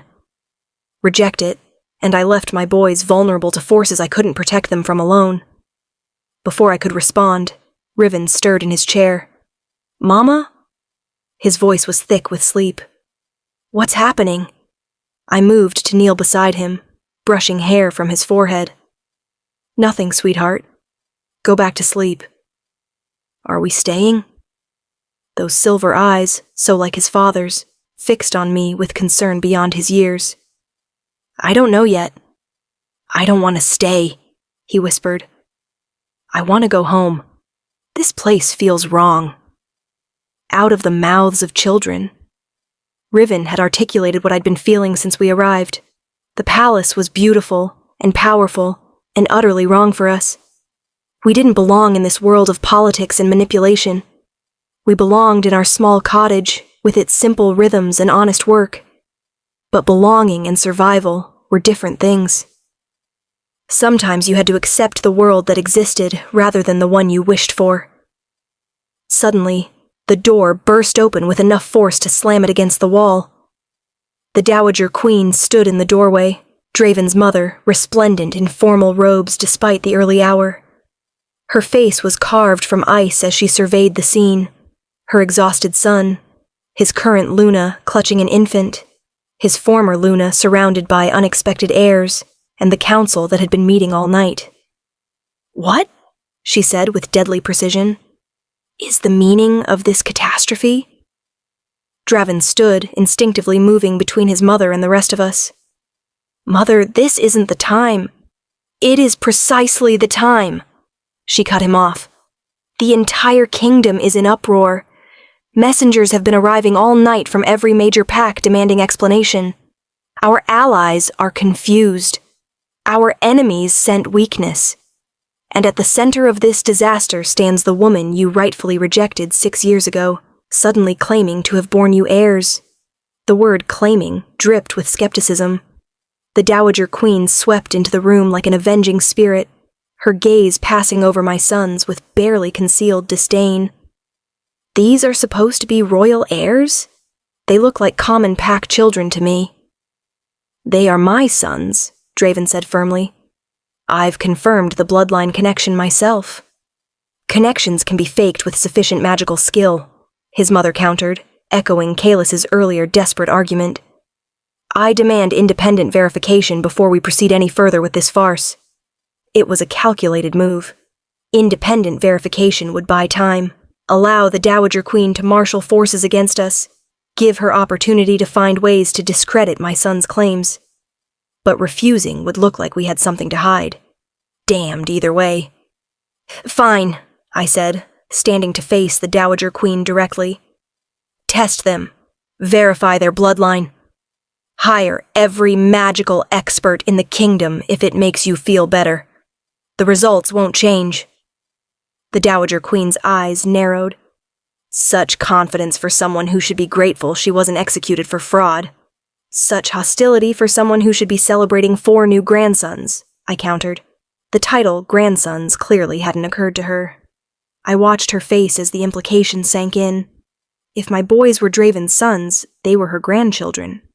She would be expected to accept them, protect them, help raise them according to their station. All the duties of a grandmother applied regardless of her personal feelings. "This is unacceptable," she said flatly. "Draven, I demand you put an end to this charade immediately. Send this woman and her supposed children away before they cause more damage." "I can't do that," Draven said quietly. "Even if I wanted to, it's too late. I acknowledged them publicly. Rejecting that acknowledgement now would destroy what's left of my credibility." "Then you should have thought of that before making rash declarations in front of the entire court." His mother's composure finally cracked, revealing rage beneath the ice. "What were you thinking? How could you be so foolish as to—" "I was thinking," Draven interrupted, his own temper rising, "that I'd made a terrible mistake 6 years ago. One that resulted in casting aside my fated mate and 4 sons I never knew existed. I was thinking that perhaps it was time to start repairing that damage." The Dowager Queen laughed, sharp and bitter. "Repairing? You can't repair this. You've broken everything. Your marriage to Kaelus is now questioned. Caelim's position as crown prince is unstable. The succession that should have been clear and uncontested is now a mess of competing claims. And for what? For children born to a mate you rejected for good reason." "The reason wasn't good," I said quietly. "The healer was wrong about my fertility, which means your son rejected me based on false information. Or perhaps," the Dowager Queen turned her cold gaze on me, "you found ways to conceive after the rejection. Perhaps these children aren't his at all, but some clever trick designed to—" "Enough!" Draven's voice carried alpha command that made everyone in the room flinch. "Enough accusations. Enough doubt. These are my sons, and I will not stand here while anyone, questions their legitimacy or their right to exist." He moved to stand beside my chair, close enough that I could feel the heat radiating from his body. close enough that the severed mate bond gave a phantom twinge, remembering what it felt like to be connected to him. Mother, you will treat Lady Nyxara and her children with respect. They are family now, whether you like it or not. The Dowager Queen's expression could have frozen fire. You're making a mistake that will haunt you for the rest of your reign. Then it will be my mistake to make, Draven said firmly. His mother stared at him for a long moment, then swept from the room with a swirl of robes, her fury evident in every line of her body. The door slammed behind her with enough force to wake my other sons, who stirred and blinked in confusion. Draven turned to me, something vulnerable and desperate in his eyes. Nyxara, I know you want to leave. I know this is the last place you want to be. But please, consider staying. Not for me, for them. He gestured to my sons. They deserve every advantage I can give them. The education, the training, the protection of the throne. Don't let my mistake 6 years ago rob them of their birthright. It was a pretty speech. It was also probably calculated to manipulate me through the one vulnerability I'd always had. My fierce love for my children.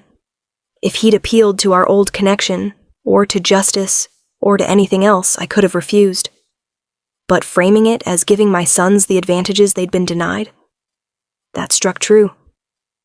I looked at Riven, Lucien, Torin, and Eryx, my miracles, my world, and tried to imagine them growing up here. Learning courtly politics and royal protocol, training to control the alpha power that ran in their veins, being prepared for the reality that they were princes, whether they wanted to be or not. Could I deny them that future just because I wanted to hide away in our mountain sanctuary? Was my desire for peace more important than their need to understand the world they'd been born into? I need to think, I said finally. I need time to process everything that's happened and decide what's best for my sons. Of course, Draven agreed quickly. Take all the time you need. Stay in the palace as guests while you decide. No pressure, no expectations. It was a lie, of course. Staying here at all created pressure and expectations, binding us more tightly to this place with each passing day.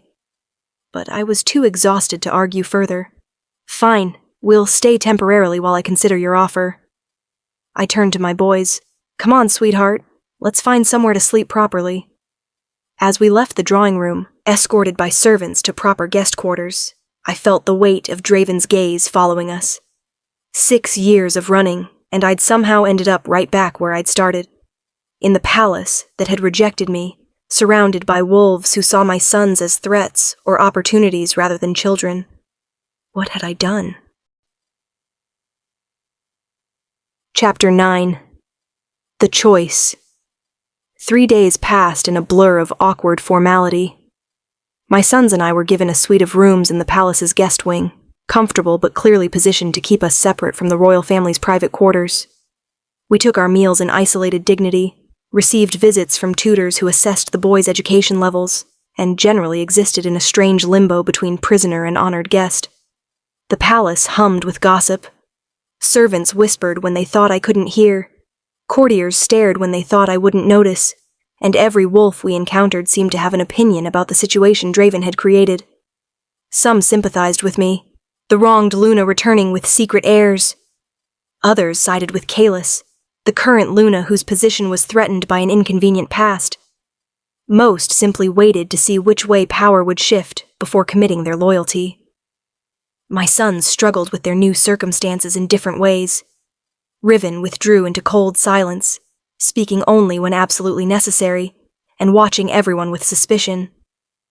Lucien adapted with unnerving ease, already manipulating the servants who attended us, and extracting information about palace politics like a natural spy.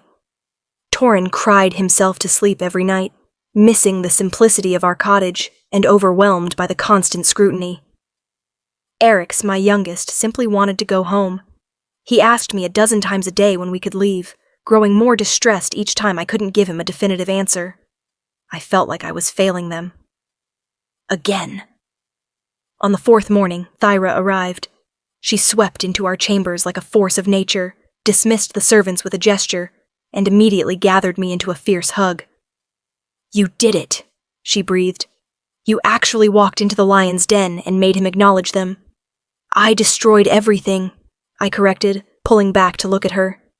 The kingdom is in chaos. My sons are miserable, and I have no idea what happens next. What happens next, Thera said firmly, is that you make a choice. Stay and fight for your sons' futures, or leave and accept whatever consequences come from walking away. Some choice, I said bitterly. Stay in the place that destroyed me, or abandon my children's birthright. Thyra gripped my shoulders, forcing me to meet her eyes. Listen to me. You are not the same woman who was broken here 6 years ago. You're stronger, fiercer, more capable than you've ever been. If you choose to stay, you won't be staying as the rejected Luna who needed Draven's protection. You'll be staying as the woman who survived the impossible and raised 4 alpha heirs alone. That woman doesn't need anyone's permission to exist. Her words settled into my chest like warm stones. She was right. I'd been so focused on feeling like a victim returning to the scene of her trauma that I'd forgotten how much I'd changed. Draven had rejected a soft, gentle girl who believed in fairy tales. That girl was gone. In her place stood a woman who'd survived childbirth alone, raised 4 powerful sons, and walked back into her worst nightmare with her head high. That woman wasn't someone to pity. She was someone to fear. But what about my sons? I asked. Riven is miserable.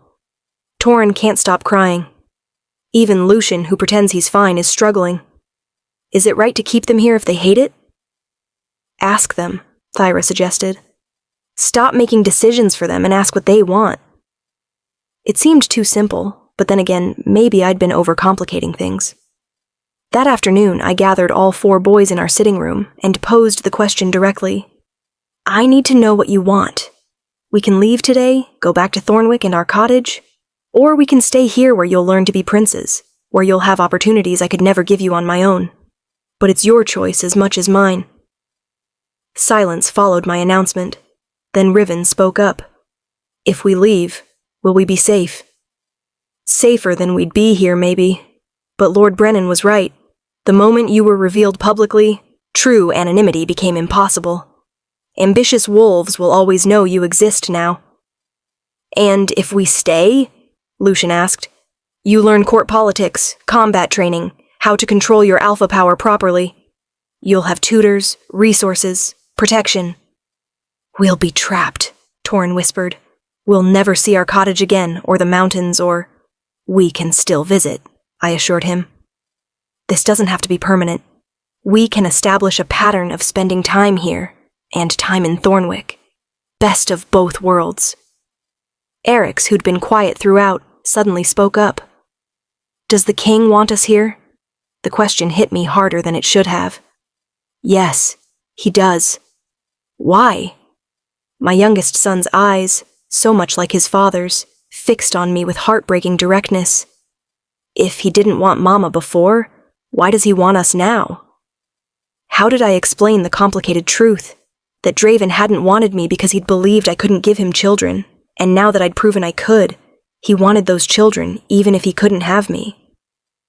How did I make a 4-year-old understand royal succession and bloodline politics, and the difference between personal desire and practical necessity?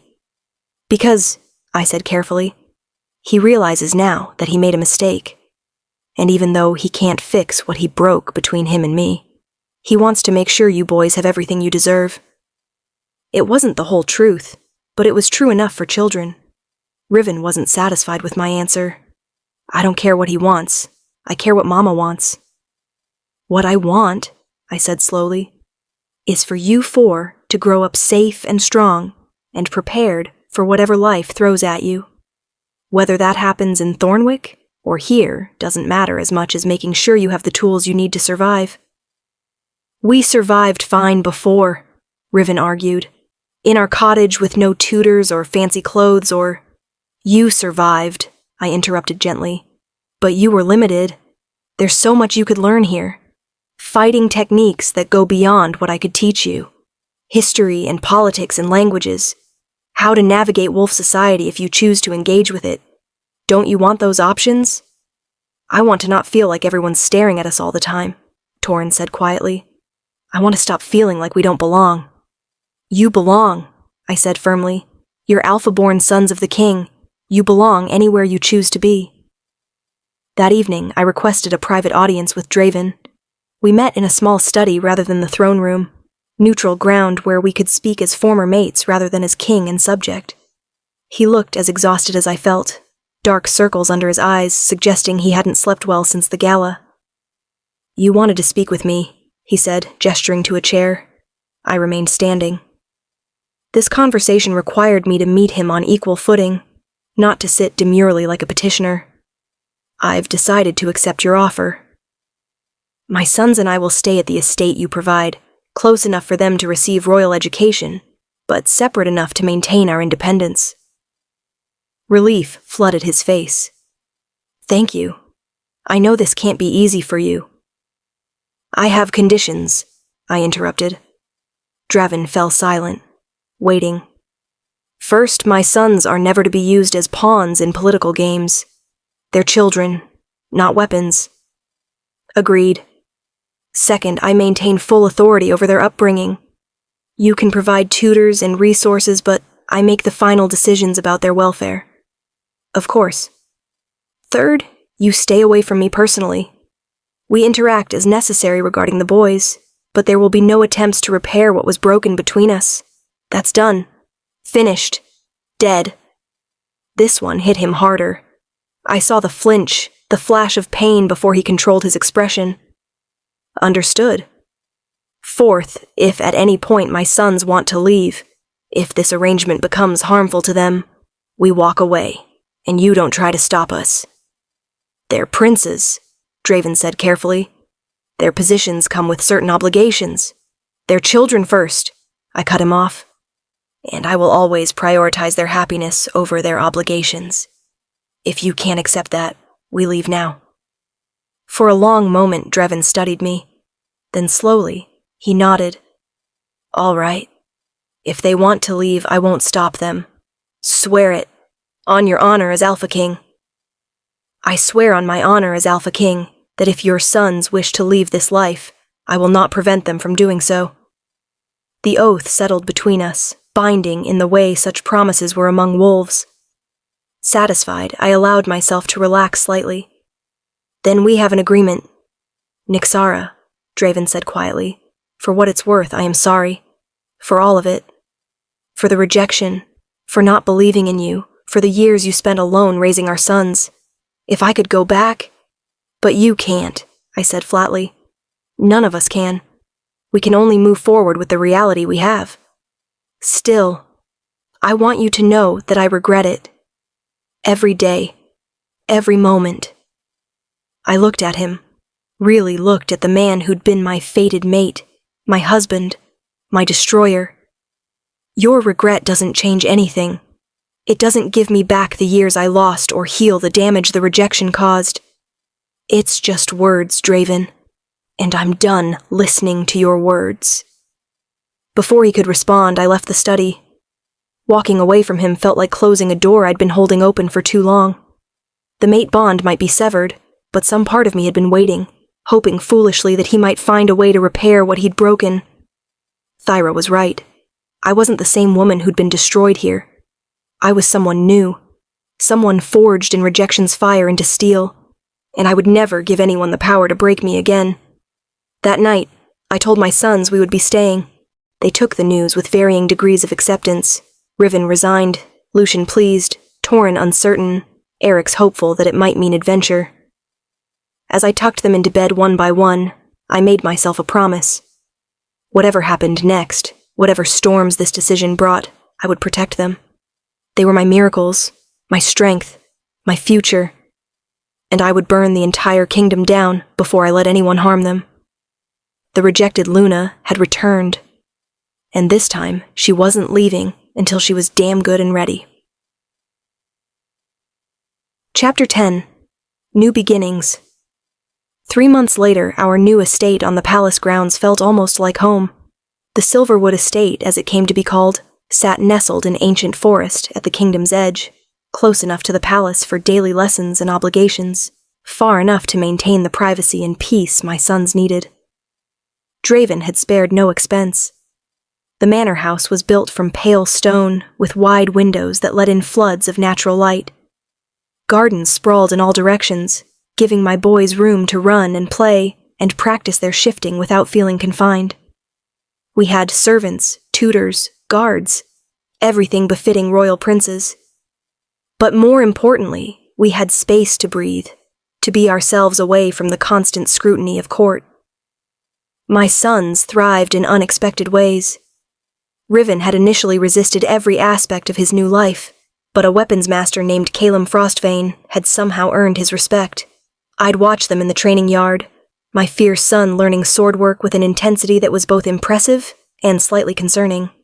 "He's a natural," Calum told me after one particularly brutal session. "The anger he carries makes him fierce, but it also makes him vulnerable. We're working on control." "Thank you," I said sincerely, "for seeing him as more than just an angry child." "He's not angry," Calum corrected gently. "He's protective. There's a difference."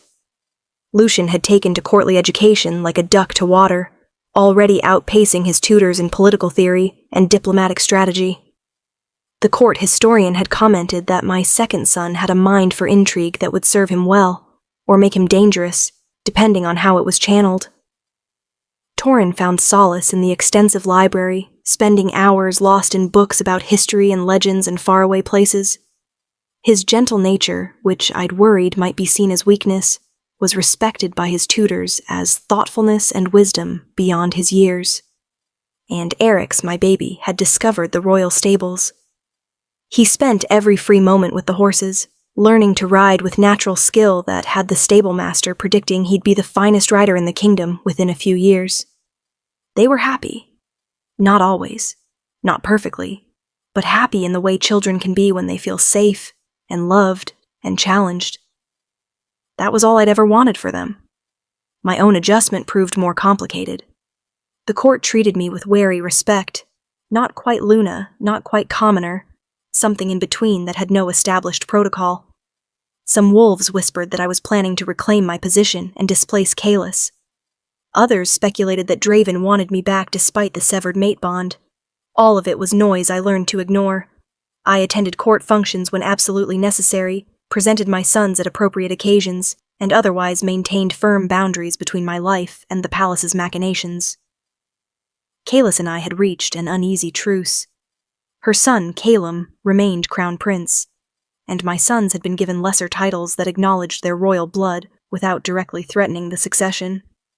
It wasn't perfect, nothing about this situation was, but it worked well enough to maintain stability. The few times we'd been forced to interact socially, Kalis and I had been coldly civil to each other. We would never be friends, but we didn't need to be enemies either. We both wanted the same thing, to protect our children in a world that saw them as pawns. Draven kept his distance as I'd demanded. We met regularly to discuss the boys' progress, their education, their needs. These meetings were professional, formal, devoid of personal connection. He reported on their lessons. I shared observations about their emotional well-being. We coordinated schedules and made joint decisions about their futures with the efficiency of business partners rather than former mates. It should have felt like victory. I'd set boundaries, maintained my independence, refused to let him back into my life beyond what was absolutely necessary. Instead, it felt hollow, empty in ways I couldn't quite define. One evening, 6 months into our new arrangement, Draven requested an emergency meeting. I arrived at his private study to find him pacing with barely contained agitation. "What's wrong?" I asked immediately. "Has something happened to the boys?" "No, they're fine. It's not about them directly." He gestured to a letter on his desk. "It's about us, about the situation we've created." I picked up the letter and read rapidly.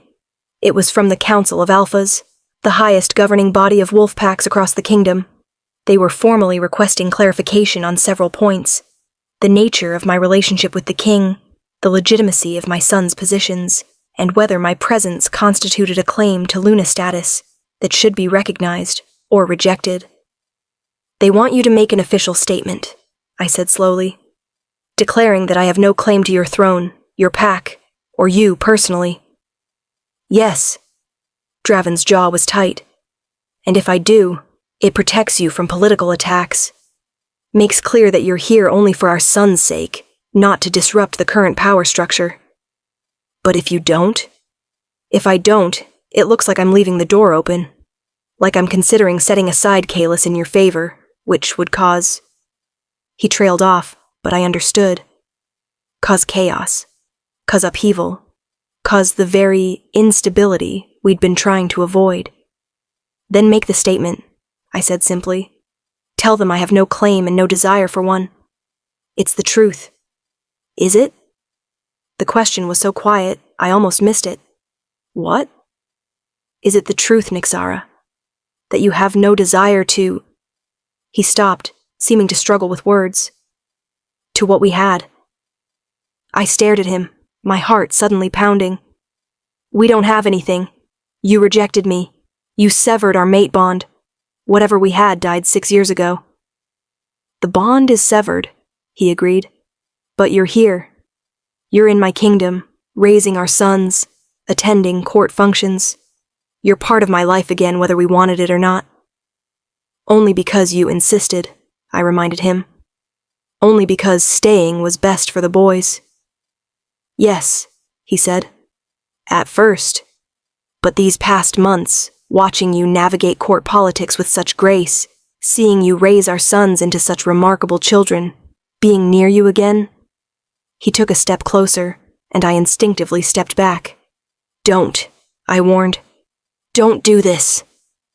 I made a terrible mistake 6 years ago, Draven continued as if I hadn't spoken. I rejected you for the worst possible reason. Destroyed what should have been eternal because I was too blind to see what I had. And I've regretted it every single day since. Your regret doesn't... Let me finish, he interrupted gently. Please. Against my better judgment, I fell silent. These months have shown me what I threw away. Not just the children, though discovering them was a miracle I never expected. But you, the woman you've become. You're stronger than I ever was, Nyxara. You survived something that should have killed you, and you didn't just survive. You thrived. You built a life, raised our sons, became someone I don't deserve to know, let alone... He stopped, seeming to struggle with the words, let alone love. The word hung between us like smoke. No, I said firmly. No, you don't get to do this. You don't get to stand here and claim you love me after what you did. I know I don't deserve it, he said. I know I have no right to ask for another chance. The mate bond is gone. I can't appeal to that divine connection because I destroyed it. All I have are my own feelings, my own regret, my own desperate hope that maybe, somehow, we could find a way forward. There is no way forward, I said, but my voice shook. You broke us, Draven. You can't just apologize and have everything go back to... I don't want to go back, he interrupted. I want to go forward. Differently than before. Build something new from the ashes of what I destroyed. Why? The question burst from me with more pain than I'd intended. Why now? Because I'm here and convenient? Because having your rejected mate around makes you nostalgic? Because you feel guilty? Because, he said simply, I never stopped loving you. Even when I rejected you, even when I bound myself to Kalis, even through all these years, some part of me has always been yours. The mate bond is severed, but my heart apparently didn't get the message. I wanted to throw his confession back in his face, wanted to remind him of every cruel word he'd spoken, every moment of suffering his rejection had caused.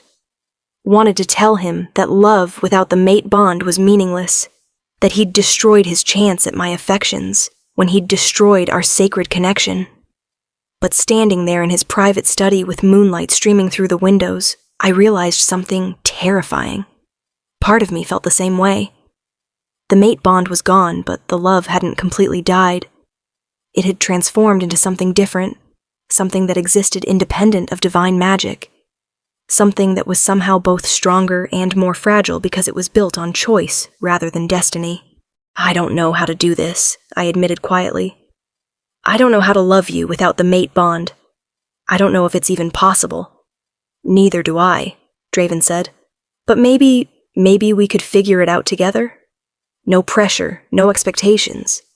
Just two people who once meant everything to each other, trying to find out if there's anything left worth saving. And Kalis? I had to ask. What about your current Luna and her son?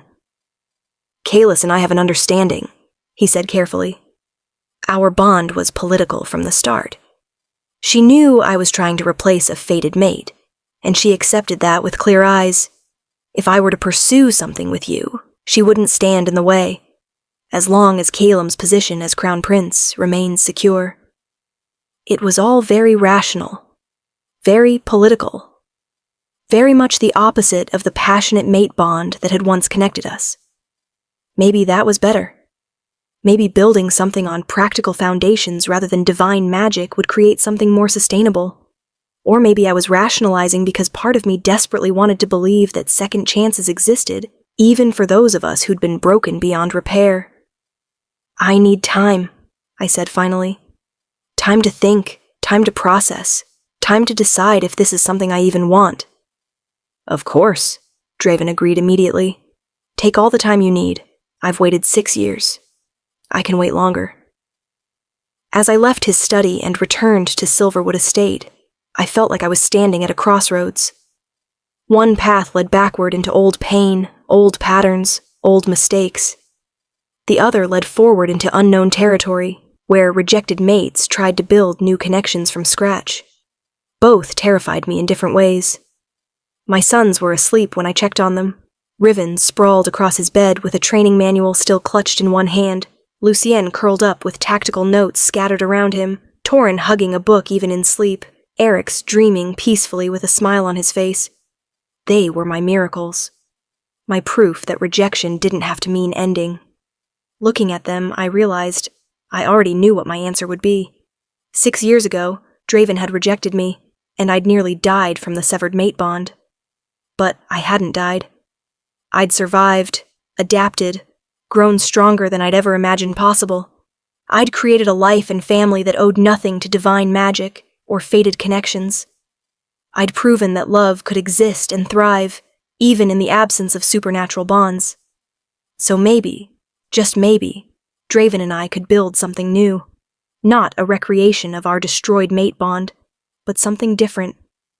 Something chosen rather than fated. Something that existed because we decided it should, not because the moon goddess had decreed it. The next morning, I sent word to Draven that I would consider his proposal. Not a yes, not a commitment, just a willingness to explore the possibility. It felt like stepping off a cliff with no certainty of what waited below. But then again, I'd done that before when I'd chosen to survive rejection. I'd leaped into the unknown and discovered I could fly. Perhaps I could do it again.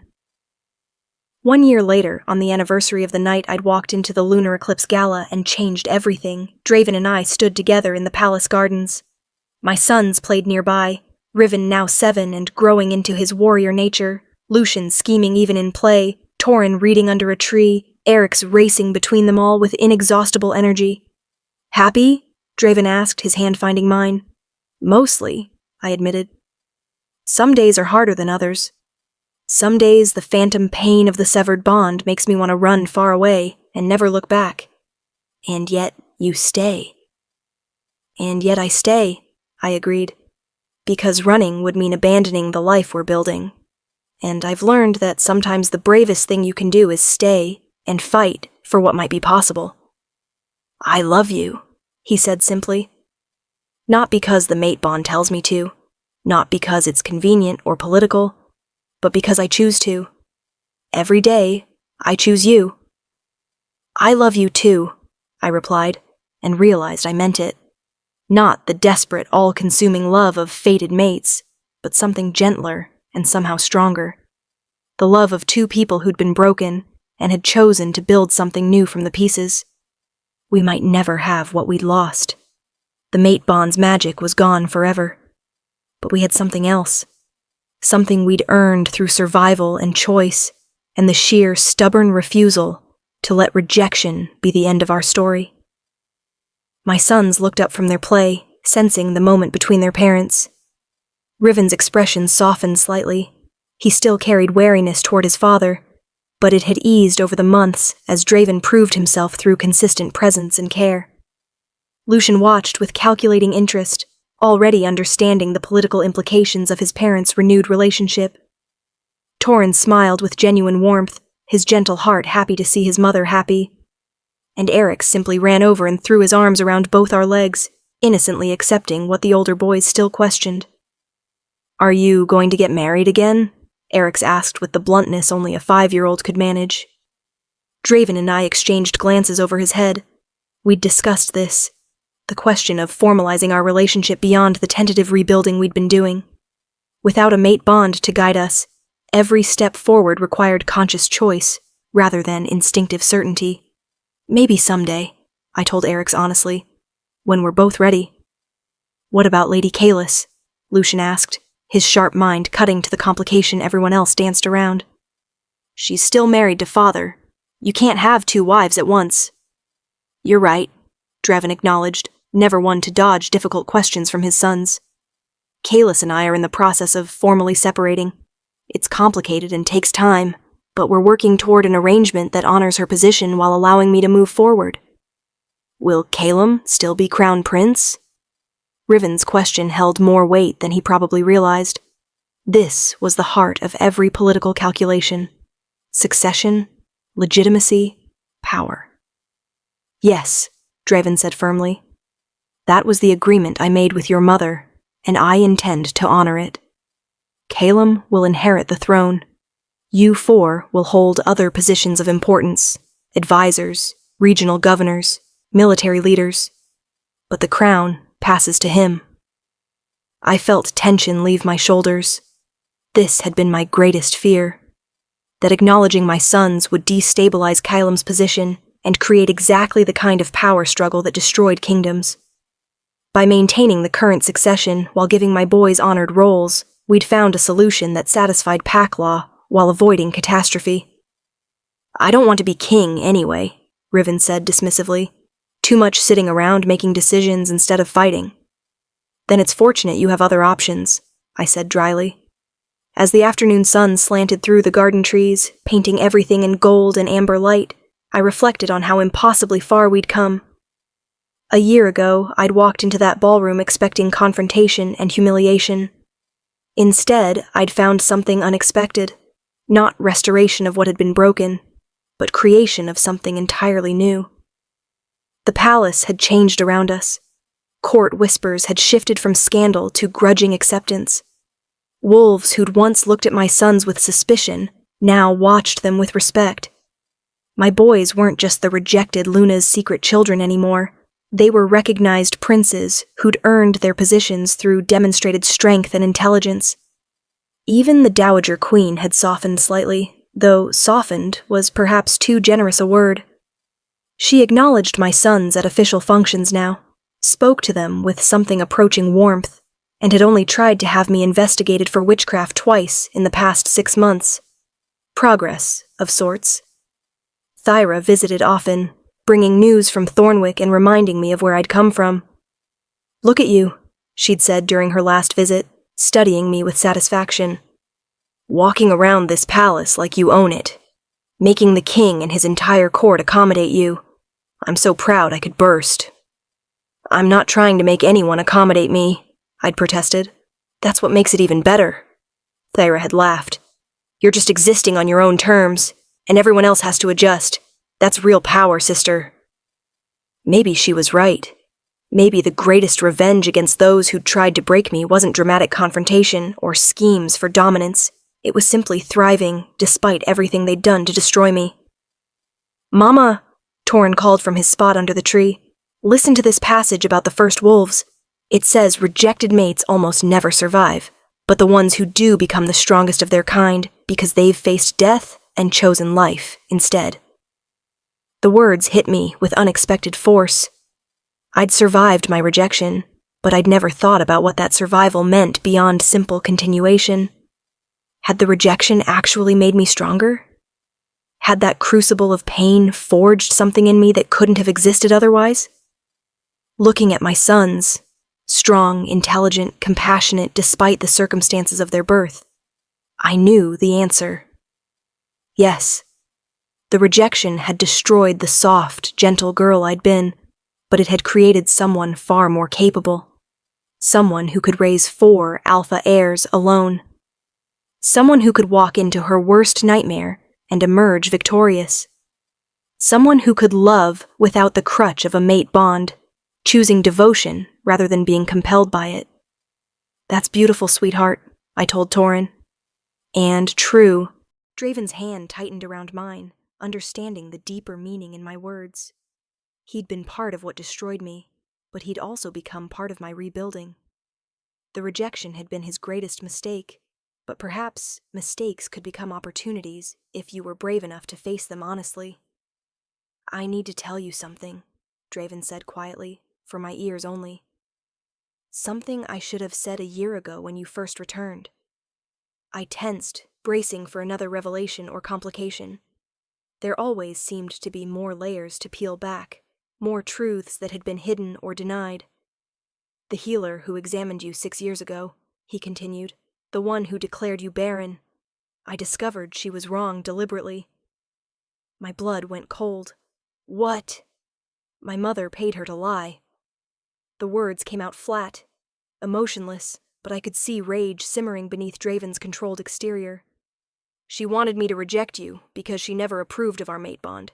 She thought I'd be better served by a political alliance than by a fated mate from an insignificant bloodline. The garden seemed to tilt around me. Your mother engineered my rejection? Not the rejection itself. That was my choice and my failing. But the false information that justified it, yes. She manipulated the situation to push me toward rejecting you. Draven's jaw was tight. I discovered the truth 3 months ago through old correspondence I found in her chambers. The healer confessed everything before I exiled her. 3 months ago, I repeated. You've known for 3 months, and you're just telling me now? I wanted to be certain of the facts before I brought you such devastating news, and I wanted to handle my mother's punishment personally before you learned what she'd done. His eyes met mine. She's been stripped of all authority and sent to a remote estate where she can do no more damage. She'll never return to court or have any influence over our children. I should have felt vindicated, triumphant. The woman who'd despised me had been revealed as the architect of my suffering and appropriately punished. Instead, I felt hollow. How much suffering could have been avoided if she'd simply let fate run its course? All of it, Draven said quietly. If I'd known the truth 6 years ago, if I'd verified the healer's findings instead of accepting them blindly, none of this would have happened. You wouldn't have been rejected, our sons wouldn't have been born in secret, and we'd have been raising them together from the start. We can't know that, I said, but my voice shook. Maybe fate required all this pain to make us who we needed to be. Do you really believe that? The question held genuine curiosity. That our suffering had purpose? I looked at my 4 sons again, miracles born from tragedy, strength forged in rejection's fire. I believe, I said slowly, that we create purpose from our suffering when we refuse to let it destroy us. Your mother's manipulation didn't have cosmic significance. It was just cruelty. But we chose to survive it, and that survival gave it meaning. Draven pulled me closer, his arms wrapping around me with careful reverence. You're remarkable. You know that? I'm stubborn, I corrected. There's a difference. No, he insisted. You're remarkable, and I'm grateful every day that you're giving me a chance to prove I'm worthy of you. Before I could respond, a commotion at the garden entrance interrupted us. Palace guards rushed forward, surrounding a messenger who'd clearly ridden hard. His clothes were dusty, his face flushed with exertion. Your Majesty, he gasped, bowing awkwardly. Urgent news from the Northern Territories. The rebel clans are massing at the border. They're demanding an audience with you and... He hesitated, his gaze flickering to me. And the returned Luna. My breath caught. The returned Luna. That's what they're calling her, the messenger explained. Word of Lady Nyxara's return and the 4 new heirs has spread throughout the kingdom. Some view it as a sign, proof that the moon goddess disapproves of wrongful rejections. They're using her story to challenge established pack hierarchies. Draven's expression had gone cold and calculating, the Alpha King, rather than the uncertain man trying to rebuild a relationship. How many rebels? Estimates suggest 500 wolves, possibly more. They're armed but haven't engaged in open hostilities yet. They simply want to speak with you and Lady Nyxara. They want to use us as symbols, I realized. Our story as justification for their cause. Probably, Draven agreed grimly. The question is whether we meet with them or treat this as an act of rebellion that requires military response. I looked at my sons who'd stopped playing to watch the exchange with varying levels of understanding. This was the reality of the life they'd been born into. Their very existence had political implications that rippled far beyond our personal situation. We meet with them, I said firmly. If wolves are rebelling because they believe rejected mates deserve justice, then we owe it to them to at least hear their grievances. It could be dangerous, Draven warned. This could be a trap designed to... Life is dangerous, I interrupted. Staying silent while others use our story to justify violence isn't acceptable. We go together, we speak honestly about what happened between us, and we let them make their own decisions based on truth rather than rumor. Draven studied my face for a long moment, then slowly nodded. Together, then. As we should have been from the beginning. As palace guards scrambled to prepare for the journey north, as tutors were dismissed and weapons were gathered, I felt the weight of consequence settling over us once again. We'd thought revealing the truth about my sons would be the end of complications. Instead, it had been just the beginning. But looking at Draven beside me, at our sons gathering their things with excitement rather than fear, at the life we'd somehow managed to build from the wreckage of rejection, I felt something unexpected. Hope. Not the naive hope of the girl I'd been 6 years ago, who'd believed fated mates meant guaranteed happiness, but the hard-won hope of someone who'd survived the unsurvivable and discovered that endings could become beginnings if you were brave enough to keep choosing life. 6 years ago, Alpha King Draven had rejected me as barren and worthless. He'd been wrong on both counts. And now, traveling north to face wolves who'd been inspired by our broken and rebuilt story, I would show not just him, but the entire kingdom exactly how wrong he'd been. The rejected Luna had returned, and she wasn't broken anymore. She was forged steel, wrapped in grace, a survivor who'd become a queen in everything but title. And nothing, not rebellions, not politics, not even the memory of rejection, would ever make her forget her worth again. As our carriage rolled through the palace gates toward whatever waited in the north, Draven's hand found mine. Whatever happens, he said quietly, we face it together. Together, I agreed, as it should have been from the start. And for the first time in 6 years, I believed it. The end. Sometimes the greatest love stories aren't about perfect bonds or fated mates who never face challenges. Sometimes they're about broken people who choose to rebuild, about rejected souls who refuse to stay broken, about children born from tragedy who become proof that endings can transform into extraordinary beginnings.